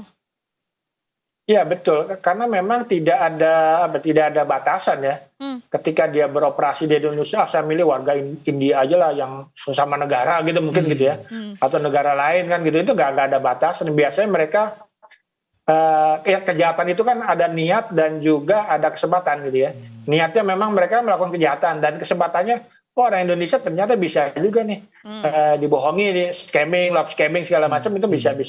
Kemudian juga Indonesia ternyata masyarakatnya bisa diiming-imingi lah gitu ya, kaya mendadak gitu, kaya dengan cepat, mendapatkan duit dengan nilai besar dalam waktu cepat dengan judi online segala macam itu juga bisa terjadi gitu ya, sehingga ya kita jangan terburu senang kok mungkin kita nggak jadi korban gitu, karena ternyata ya memang juga korban yang jatuh dari Indonesia ini kan juga cukup banyak gitu loh, dan ya tentunya juga menjadi kewaspadaan kita semua ya. Betul. Pak, aku penasaran juga sebenarnya. Mungkin salah satu yang gini ya, Indonesia tuh juga punya sesuatu yang cukup spesial, itu adalah the power of netizen. Kayaknya kita juga pernah sekali atau dua kali lah ngegap temen, atau jangan temen deh, ada orang yang lagi main judi online misalnya gitu, lagi di jalan. Ada rasa ingin melaporkan, tapi mungkin ada rasa takut juga. Apa sebetulnya yang mungkin bisa dilakukan sama pemerintah atau penegak hukum juga biar masyarakat Indonesia tuh juga bisa bahu-membahu untuk sama-sama memberantas judi online gitu. Kayaknya perlu ada policy yang lebih yang lebih menarik lagi, atau mungkin melindungi kita sebagai pelapor juga gitu, Pak. Ya memang ini perlu kolaborasi bersama gitu ya, pemerintah misalnya dalam hal regulasi, pengawasan gitu ya. Jangan kemudian kita misalnya pernah terjadi kita memberantas judi online, ternyata mereka membackingi judi online gitu kan terjadi. Kemudian juga misalnya juga harus konsisten dan berlanjut gitu ya. Jangan kemudian sekali kita serang kemudian seolah-olah besoknya selesai gitu. Kan ternyata enggak, karena memang ya mereka ini kayak dulu pedagang kaki lima gitu ya. Jadi kalau misalnya ada polisi PP gitu, mereka bubar gitu kan. Tapi ketika polisi PP nggak ada, muncul lagi kan gitu. Ini mungkin agak-agak mirip gitu ya. Dan masyarakat ya memang perlu dicerdaskan juga gitu. Tokoh agama gitu ya, karena ya sekali lagi ya nggak ada orang kaya karena judi gitu ya. Nah, kalau mau kaya gitu ya harus kerja keras kan gitu kan. Kemudian juga tentu ya memang aparat penegak hukumnya juga ya memang ini menjadi tantangan juga gitu, karena mereka bekerja ya tentunya kalau penjahat siber ini kan dalam kesunyian, dalam ngumpat segala macam gitu ya. Tapi di Hayam Wuruk ini kan nggak jauh dari istana ya, sehingga memang ini juga harusnya menjadi catatan juga gitu loh. Karena dulu juga pernah terjadi juga gitu ya, ditangkapnya dekat istana gitu ya. Ya kita tidak bicara bahwa ini orang istana, tapi ini kok berani-beraninya ya dekat istana Di tengah negara kota lah ini, maksudnya gitu ya. tengah kota gitu ya, Dengan melakukan jumlahnya kejahatan besar itu sekali, gitu. 320 Nah iya orang. betul, ini menjadi momentum kita lah untuk bisa kita sama-sama memperbaiki bagaimana pengawasannya, bagaimana kemudian sanksinya. Karena juga banyak juga netizen ngomong sanksinya kok cuma dideportasi, padahal mereka harus kembalikan duitnya juga, orang Indonesia yang jadi korban nih. Betul. Harus dihukum juga sesuai dengan aturan yang berlaku di Indonesia gitu. Iya betul. Pak Heru, ini mengutip dari PPATK, ternyata memang perputaran uang judi online Indonesia itu meningkat. 2023 itu 327 triliun, 2024 itu 900 triliun, 2025 1.200 triliun. Itu udah bisa bikin negara baru lagi tuh. Bisa itu jadi negara baru lagi. Sekaligus pertanyaan pamungkas Pak, berarti apa sih Pak peta jalan yang harus disiapkan pemerintah untuk beneran mencegah perkembangan sindikat judul Pak? Walaupun tadi Pak Heru bilang ya mereka kayak pedang kaki lima gitu. Nanti ada Satpol PP mereka cabut tapi habis itu mereka ada lagi. Dan melihat angka yang terus naik seratusan persen tiap tahun kan tentu ini masih belum baik-baik saja kan Pak?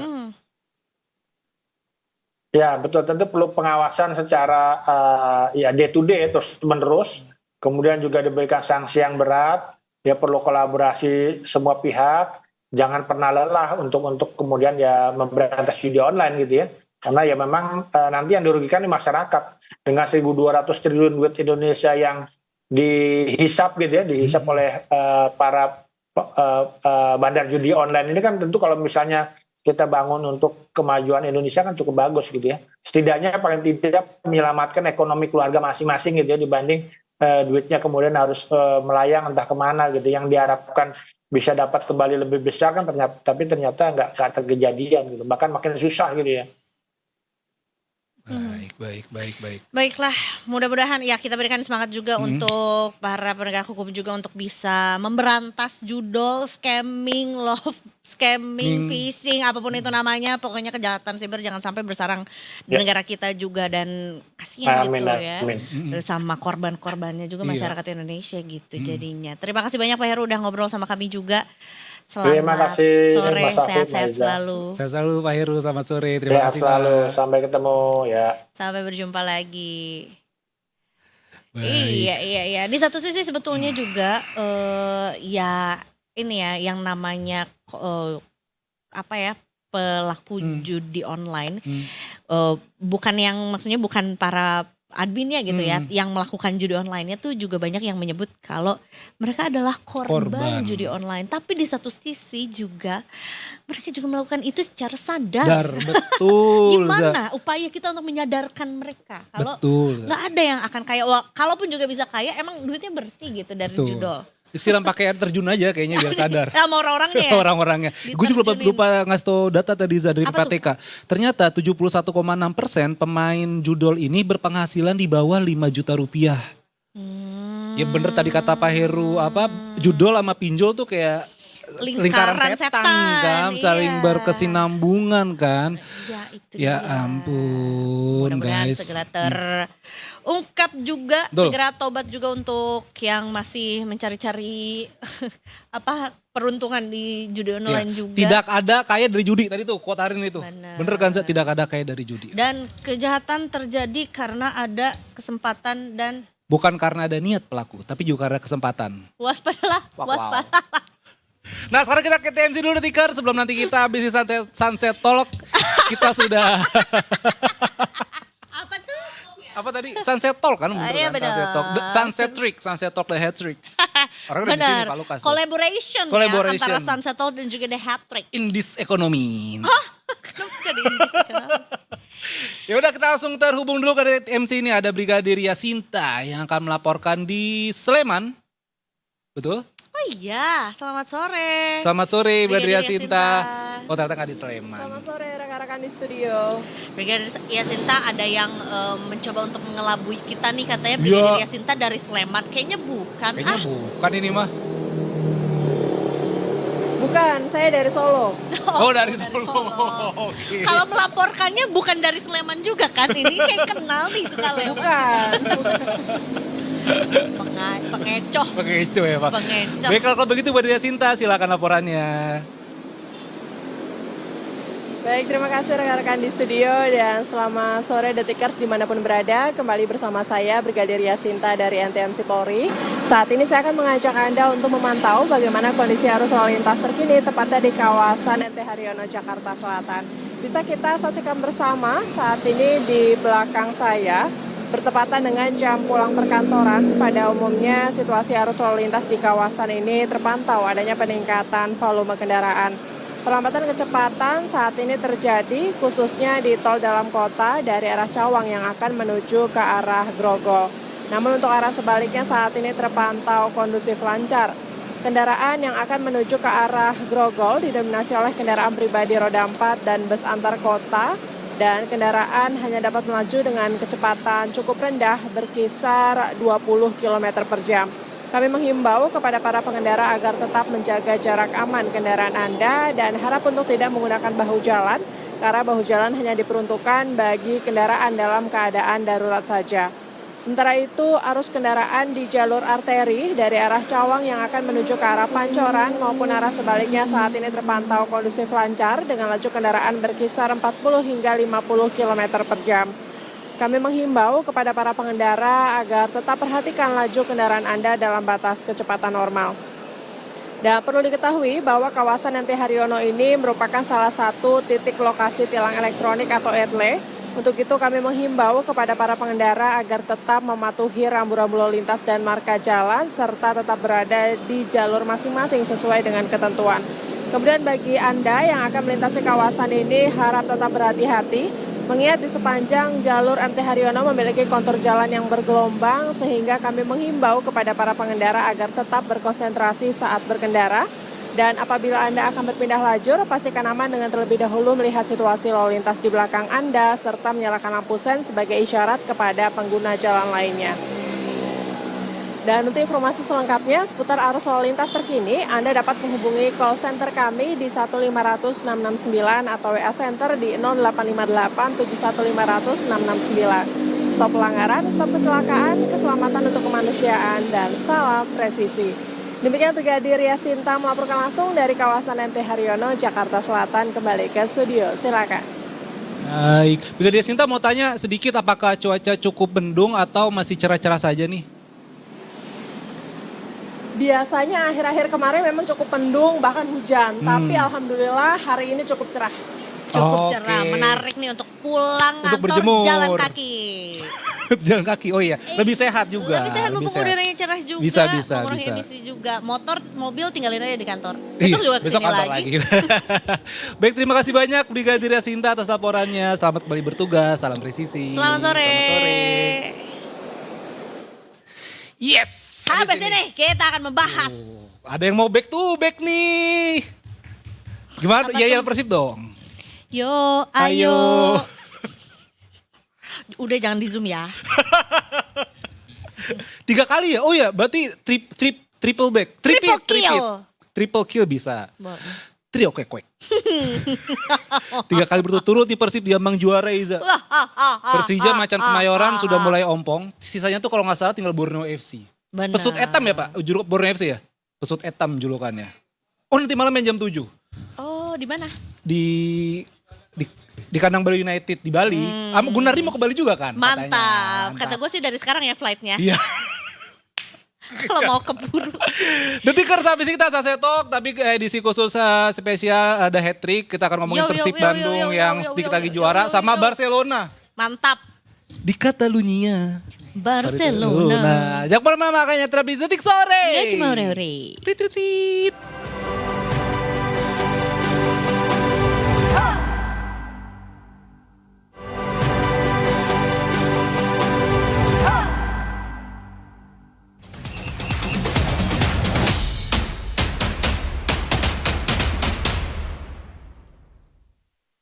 Welcome back to Detik Sore. Enggak cuma hore-hore. Mantap. Persib no abdi. Aneh meren. Gak apa-apa, gak usah diganti-ganti juga. Kan Iya. konteksnya tuh semangat. Oh iya, Persib no aing. Iya Ya. gitu ya kan. Soalnya udah diambang 2-1 juara. kemenangan tadi malam. Mantap. Aku udah Tadi sore, Tadi- kemarin sore. Kemarin sore. Oh iya, Kemarin. Kan tadi malam aku soalnya masih di Bandung. Oh gitu. Iya, jadi aku berada dalam kehebohan selebrasinya. Iya rame jalanan temen gue di Bandung ya pada di jalanan semua. Ah, kita mah orang Bandung senang merayakan apa aja. Oh gitu. Banyak nobar Wilujeng kemarin. Sumping ya? Wilujeng Sumping. Banyak nobar kan kemarin. Banyak nobar Iya, banyak kemarin nobar, banyak gitu. nobar. Ya. Tapi udah ada suaranya lah. Berarti kalau gitu kita langsung kenalin aja. Kayak Bapak udah akrab banget sama kita. Iya nih. benar Iya ya, kan? udah cukup sering ya. Karena kan kita juga subscribe ya datang ke Detik Sore. Jadi emang harus datang terus. Iya gitu iya ke iya Detik Sore benar. ya. Kita sudah bersama Pak Lukas Aditya selaku redaktur Detik Sport. Selamat sore Pak. Selamat sore Hafiz. Welcome. Selamat sore Reza. Udah Gimana? lama sih kesini. Mau sih? Oh iya Iya. gue mulu dari kemarin. Lupa iya gue udah mulu. lama. Benar. Waktu itu gue juga kan. Benar. Sebagai narasumber. Honornya belum deh waktu itu. Gak ada honor ya? kopi kesalahan. Lanjut. Lanjut. Ya beresin sendiri ya. Iya. Pak Lukas, Persib nih Pak di ambang juara. Ya, Ini berarti gelar yang ketiga berturut-turut ya tiga Pak? beruntung. Almost gitu ya. Iya, Almost nyaris. Nanti malam kan Borneo FC masih malam, Main. Main malam hari lawan ini Bali juga. United di kandang Bali United. Nanti kalau Borneo FC ketahan ya kemungkinan besar Persib bisa juara sih. Tapi secara perolehan poin sih sebetulnya kansnya besar banget ya buat Persib. Ya karena Persib juga mengantongi keunggulan head to head kan lawan Borneo FC. Jadi ya kalau misalnya nanti poinnya sama tetap Persib yang juara. Oh. Ini wah, Persib sementara ini pressure-nya. 75 poin Pak. 75 poin dari 32 laga, Borneo 72 dari 31 laga. Sebenarnya pressure-nya besar banget nih di Borneo ya. Iya sih. Iya Kan karena di Borneo Nadeo. FC juga harus ini menunggu Persib kepleset Mm-mm. untuk juara kan. Mm-mm. Nah secara head to head mereka kalah jadi ya gimana pun juga Persib diuntungkan dengan Iya. hal itu. Karena Betul. di Super League kan nomor satunya untuk hitung-hitungan kalau poin sama head to head baru selisih gol kan. Khususnya gol. Mm-mm. Dan Persija juga udah pasti ketutup ya Pak chance-nya Iya, ya. iya, Dia iya. 65 poin dan Mm-mm. kemarin itu kalah 2-1 walaupun Persija unggul duluan ya. Ya 1-0. Ada apa tuh Pak sama The Jack walaupun mainnya nggak di kandang sendiri sih. Ya mungkin karena tegang ya. Hmm. Karena ini kan ya bisa dibilang derby di Indonesia meskipun gara-gara saingannya karena tokoh-tokoh berdekatan kan. Dan dari dulu memang sengit banget Persib dan Persija. Nah kemarin juga ada blunder-blunder sih. Van Basten kan blunder. Terus kemarin ada Malis yang merespon dengan 2 golnya. Nah ini jadi bukti kalau Persib punya mental yang bagus kan. Beberapa kali juga Persib ketinggalan terus bisa berbalik menang. Iya, comeback. Salah satunya yang di laga lainnya adalah saat melawan Bayangkara FC ketinggalan 2 gol bahkan waktu itu. Oh iya Ketinggalan baru-baru 2 ini gol, ya. ya ketinggalan 2 gol bisa bales jadi 4-2. Dan kalau itu sampai kepleset di Bayangkara FC ya mereka juga akan kesulitan untuk bersaing dengan Borneo FC. Nah kemarin terbukti lagi ketinggalan lebih dulu akhirnya Persib bisa berbalik menang di sisa pertandingan lawan Persija. Kenapa Persija kehilangan kesempatannya untuk jadi juara kali ini? Karena udah nggak bisa ngejar Persib di Oh, sisa kejauhan musim ya? ini. Iya, Lumayan tuh udah 65 65 dan 75. dari 75 udah beda 10 poin. Kan tinggal 2 pertandingan artinya poin maksimal cuma 6. Coba 6. Iya kan dan Persib Pak 3 kali diambang juara beruntun. Seberapa hebatnya sih tim asuhan Bojan Hodak ini apalagi di musim ini. Ya walaupun 2 musim terakhir kelihatan oke lah gitu. Tapi musim ini juga ada Tom Haye salah satunya dan Eliano Reinders dan khusus Tom Haye kayaknya jadi langganan mulu kan di Ya squad Persib kan. sekarang kan ke dalam squadnya bagus ya. Ada siapapun yang main dari bangku cadangan ya sama aja kualitasnya. Jangan lupa kemarin ada Laifin Kurzawa juga kan di Oh, ex-PSG itu ya, ya. ex-PSG di putaran kedua didatengin. Beli siapa lagi? Kamu dijual beli Sekarang sama Persib. Kamu dijual. Pemain asingnya kan bagus-bagus semua. Iya. Ada Andi Jung, ada Berginho, ada William Barros, masih ada Sergio Castel yang Castel ya Sergio Castel penyerang. Itu di depan Ramon Tangue itu siapapun yang main ya udah tutup mata aja Bojan Hodak tergantung Walaupun strategi. sistemnya kan gak berubah kan Pak. Bisa dilihat gak sih sistemnya kan kayak gak Ya berubah. kualitas gitu. pemainnya sih Persib sekarang memang di atas rata-rata ya. Pemain-pemain asingnya terutama. Di barisan lokalnya juga masih ada Beckham Putra, Oh iya. ada Malis.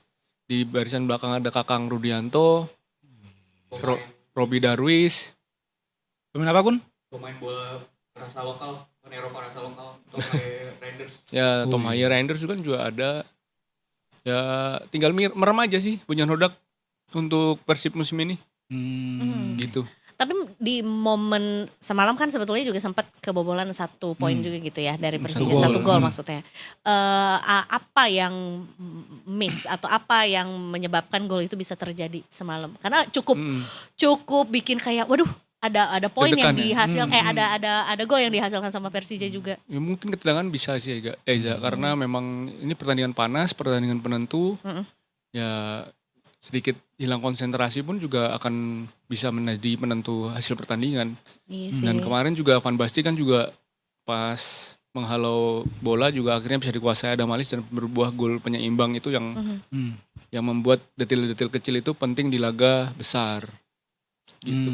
Interesting. Dan kalau melihat peta persaingan Super League Pak atau Liga 1 begitu. dua musim terakhir Persib juara. Sebenarnya pesaing terdekat itu siapa sih Pak? Apakah Borneo atau Persija gitu? Dan apa sih yang membuat para pesaing ini nggak bisa menjegal si Maung Bandung ini gitu Pak? Kalau yang Punten. kalau yang kalau yang Maung sekarang Bandung. sih ya Borneo FC ya, karena dengan kualitas pemain yang mereka miliki juga terbukti mereka bisa menyamakan poin kemarin di Musim lalu. Pekan terakhir ya. pekan-pekan terakhir. Dan jangan lupa Borneo FC itu pernah melaju bahkan lebih dari 10 pertandingan gak kalah di awal musim kan. Sempat mereka dijagokan untuk wah ini kayaknya gampang deh buat Borneo FC. Tapi ternyata Borneo FC kehilangan poin dan Persib mulai naik meskipun start lambat kan kemarin. Nah, jadi ya ini seru sih Liga 1 musim ini, Super League musim ini tuh seru karena ternyata persaingannya sampai akhir gitu. Iya. Iya sih. Iya sih bener. Menarik juga. Apa kabar dengan Dewa United Pak? Malut United yang sempat musim lalu menaik ke papan atas tapi kayak sekarang lagi pada merosot nih. Ya Dewa United sih kayaknya Santai. Dewa United itu start lambat juga kan meskipun dia banyak pemain-pemain baru juga seperti Alexis Mesidoro dan sebagainya itu. Mereka juga kesulitan karena mungkin recurring juga udah mulai banyak anti strateginya yang dibaca oleh pelatih-pelatih tim lawan. Sementara Malut United kemarin yang pemboyong banyak pemain Persib malah sekarang ada tetap di papan atas sih, cuman ya mungkin karena pelatihnya juga tidak bukan bilang pelatih lokal jelek ya, cuman mungkin strateginya lebih sedikit daripada pelatih-pelatih yang lain yang Variasinya begitu. variasinya. Oh, oke. Ini sisa 2 laga Persib adalah menghadapi PSM Makassar 17 Mei Dan Persija. sama Persija 23 Mei. Sisa 3 laga Borneo, Bali United Bali United malam ini, terus Persija dan Malut United. Berarti kalau misalnya malam ini kepeleset itu masih bisa bisa ngejar peluang sih, ya. masih bisa Seenggaknya ngejar Persib kalau udah sabu bersih 2 kemenangan ini udah pasti juara kan.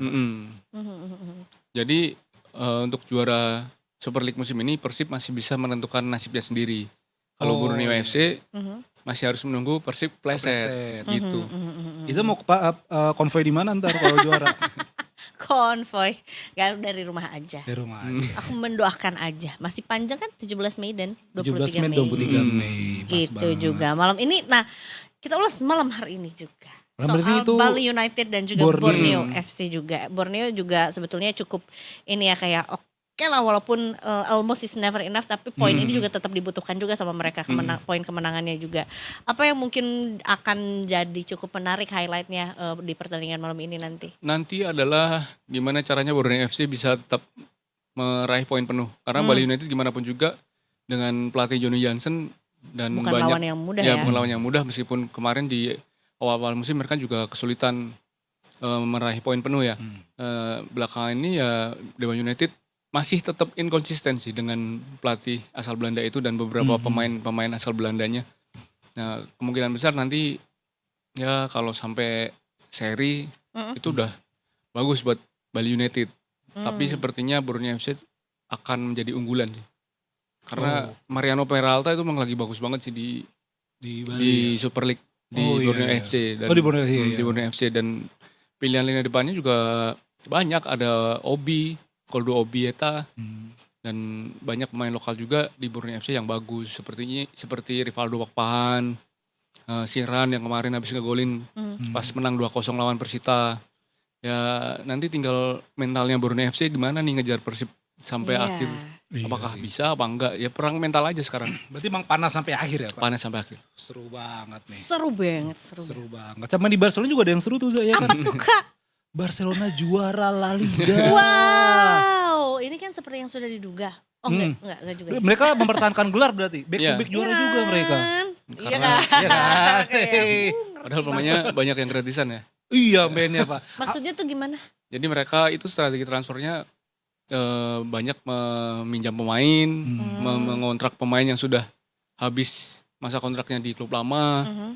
Nah, salah satunya ya Marcus Rashford kan Iya, kemarin minjem yang itu, minjem minjem Rashford. Tapi dari berarti Manchester sebenarnya United. mereka pandai mencari peluang gitu. Ya, pinternya kan? direktur Pintar olahraga. dari iya dan memang dari mana duitnya juga sih.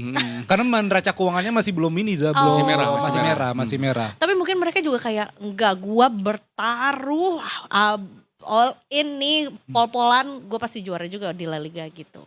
Bisa gitu. Walaupun juga kayak ya maksudnya modalnya nggak murah dan cukup ini ya cukup mempertaruhkan juga nih keuangan dari Karena band. kemarin Band. Barcelona itu untuk mendaftarkan pemain harus ngelepas pemain dulu Eza. Iya. Jadi misalnya datengin Marcus Rashford di salary cap pembatasan gajinya itu, wah ini Rashford belum bisa didaftarin nih. Kalau gajinya segini, dia harus lepas dulu 1 pemain, 2 pemain, baru Rashford bisa didaftarin. Habis itu bertambah gitu ya Kak? Iya, pembatasan gaji Za. Itu Iya. emang untuk menyehatkan neraca keuangan. Jadi klub itu nggak biar terlalu banyak begitu kan. Dan biar nggak sirik-sirikan ya antara satu pemain dan Nah pemain lain. itu. Itu terjadi nggak sih? Enggak sih kayaknya. Enggak sih. Enggak ya? Cuman kalau sama klub jadi nggak sehat aja neraca keuangannya. Sorry. Tapi Pak kalau Barcelona akhirnya mengunci gelar titel setelah di El Clasico menang 2-0 lawan Real Madrid. Apakah memang Barcelona di La Liga di tangan Hansi Flick masih se-OP itu Pak? Iya kemarin kan juga mereka menangnya meyakinkan ya 2-0 berkat gol Rashford sama Ferran Torres. Di beberapa musim terakhir Madrid emang bisa menang lawan Barcelona. Nah Ya. itu Nggak dia. pernah Gon menang, dengerin kan? Gon. Nggak pernah bisa menang kan meskipun Madrid juga udah beli pemain gila-gilaan. Kylian Mbappe lah, Tren. Trent Alexander-Arnold, ternyata juga itu bukan ya memperkuat squad tapi sebenarnya tidak memenuhi kebutuhan yang harusnya dipenuhi. Bukan jaminan lah ya. Bukan lini belakang Madrid kan sekarang yang kacrut kan. Masih itu lagi benar-benar. Berarti bisa dibilang Barca juara karena Madrid lagi kacur juga Pak Iya, sebenarnya. karena Madrid tidak membeli apa yang dibutuhkan, malah membeli apa yang diinginkan kan. Kayak Kylian Mbappe kan udah dari 2 musim lalu Oh, mau iya. dibeli dari PSG. Tapi akhirnya datang dengan status bebas transfer. bebas transfer dan ternyata tidak seimbang timnya karena depannya terlalu bagus, belakangnya diisi oleh back-back yang gampang cedera dan back-back yang udah mulai tua. Sama termasuk pelatihnya juga kan Pak. Madrid tuh Arbeloa tuh beneran memang dicengin dia Pak sama pemain Madrid. Kasihan Luza dia nggak dihormatin gitu. Dan salah satu kenapa Madrid musim ini gagal lagi dan irregular lagi adalah banyak intrik di dalam tim kan. Xabi Alonso dipecat, Oke. terus pemainnya berantem kemarin sampai ada yang dijahit kan. Oh Valverde sama Valverde sama Tchouaméni. Tchouaméni. Nah hal-hal seperti itu yang membuat Madrid jadi nggak mengeluarkan kemampuan terbaik. Bahkan di saat Xabi Alonso masih melatih, dia ribut sama Vinicius Junior. Oh iya. Jadi memang disibukkan dengan urusan di luar lapangan ya. Banyakan drama. Banyakan dramanya. Nggak fokus. Nggak fokus. Bagaimana mau sukses? Nah itu dia masalahnya ya kan. Sementara kan Barcelona ya udah fokus aja ke lapangan, raih hasil terbaik. Buktinya juara lagi. Iya back to back mereka ya. Bahkan mereka musim ini Copa del Rey gagal ya. Enggak, Copa karena del Rey. yang juara Real Sociedad. Sociedad ya, yang Oh, Takefusa Kubo akhirnya meraih piala di Eropa kan. Iya. Sama Barcelona juga Pak soal Marcus Rashford. Tadi Eza nanya nih Marcus Rashford beneran mau jadi permanen Pak di Barcelona. Masih belum ini sih, masih belum fix karena soal duit. Ah iya lagi. Kenapa sih? Dari Kemahalan mana duitnya? buat iya. Kita ke Ustadz dulu apa? Dari mana duitnya? Karena itu kalau nggak salah dia kan Barca minjem Rashford Niza dari MU di musim ini kan. Dan dia tampil oke tuh. 14 gol 14 assist. Walaupun mainnya banyak cadangan ya Pak ya. Ada Dan opsi pembelian kan. ada opsi pembelian 30 juta euro atau 500-an miliar. Keren. Nah itu kalau nggak salah awalnya Barca tuh sempat setuju Pak. Cuman Iya, kayak sini-sini gantung ya. Iya karena memang dia nggak punya duit. Ya. Aduh, Karena kita harus ngeluarin itu mulu deh. kita flashback ke beberapa musim terakhir ya. Barcelona itu selalu mendatangkan pemain gratisan. Salah satunya Robert Lewandowski. Oh ini gratis dari Iya, dari Munich ya? Bayern Munich ya kan. Nah sekarang Kenapa pemain itu pro bono mainnya? bukan. Karena Pemain kontraknya gratis. dengan Bayern Munich habis, dia akhirnya memutuskan pindah ke Barcelona di saat Iya. usianya 35 atau 34 gitu. Free transfer free jadinya. transfer. Ya. Bebas biaya transfer Bebas ya. biaya. Dan buktinya di Barcelona Lewandowski bisa menjadi sumber gol dan langsung juara Iya. Liga Spanyol kan. Nah kemarin Rashford juga didatangkan dengan opsi peminjaman ditambah dengan ada kok boleh kok kalau Rashford mainnya bagus boleh dibeli sama MU disertakan klausul itu.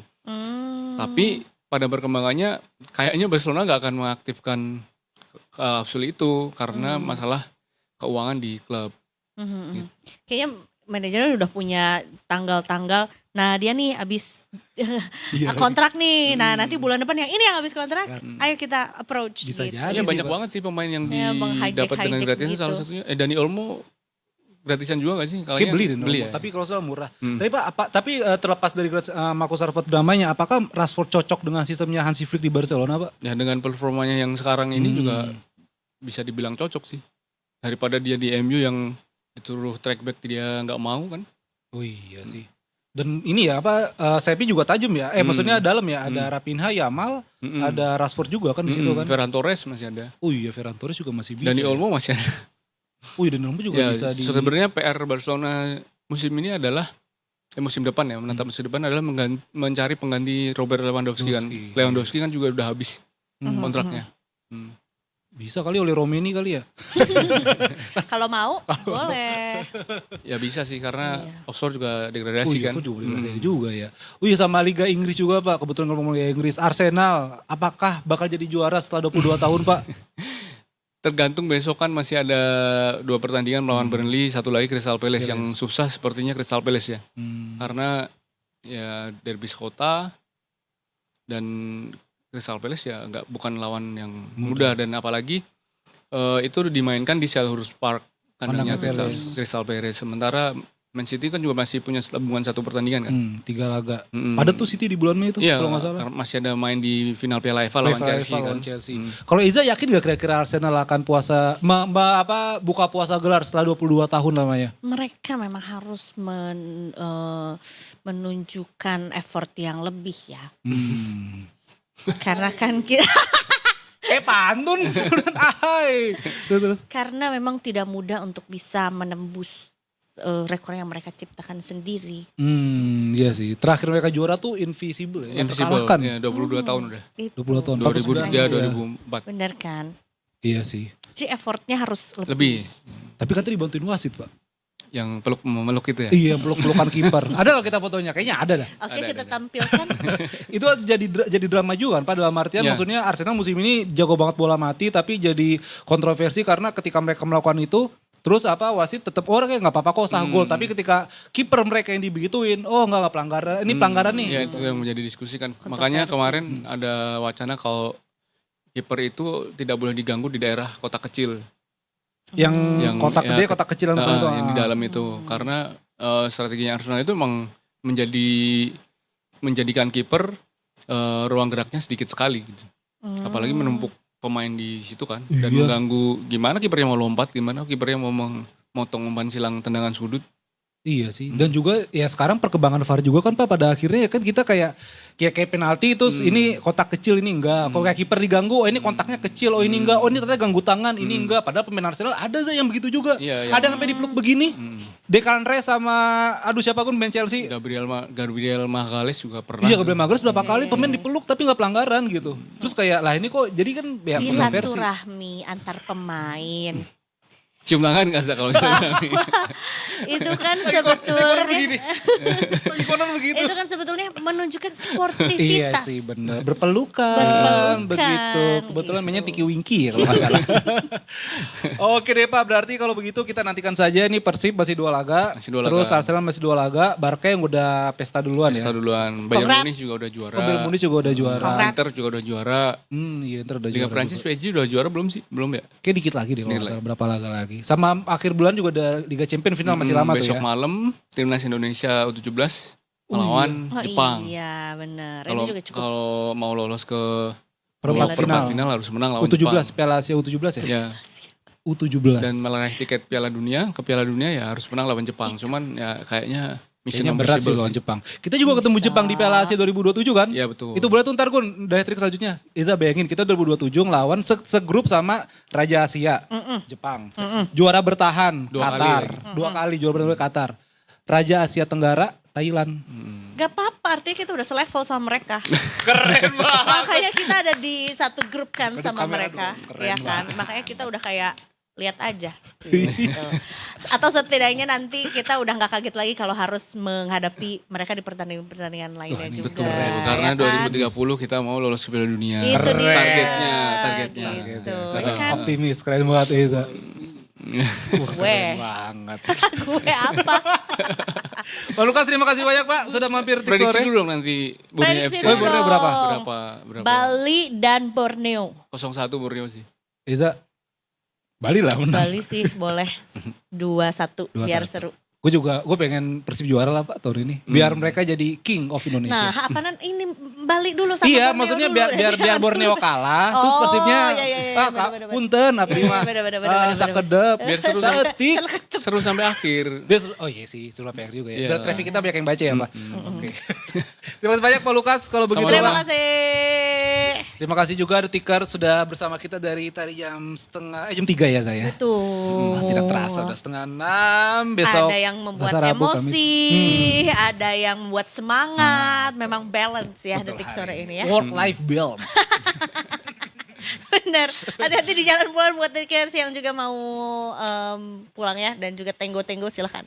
Hati-hati di jalan. Kita ketemu lagi besok. Oke deh, kalau begitu Farhan cabut. Sama Vira pamit. Kalau Lukas cabut, Lukas juga cabut. Mohon maaf apabila salah kata. Besok ketemu lagi di Detik Sore. Gacor. Ciao.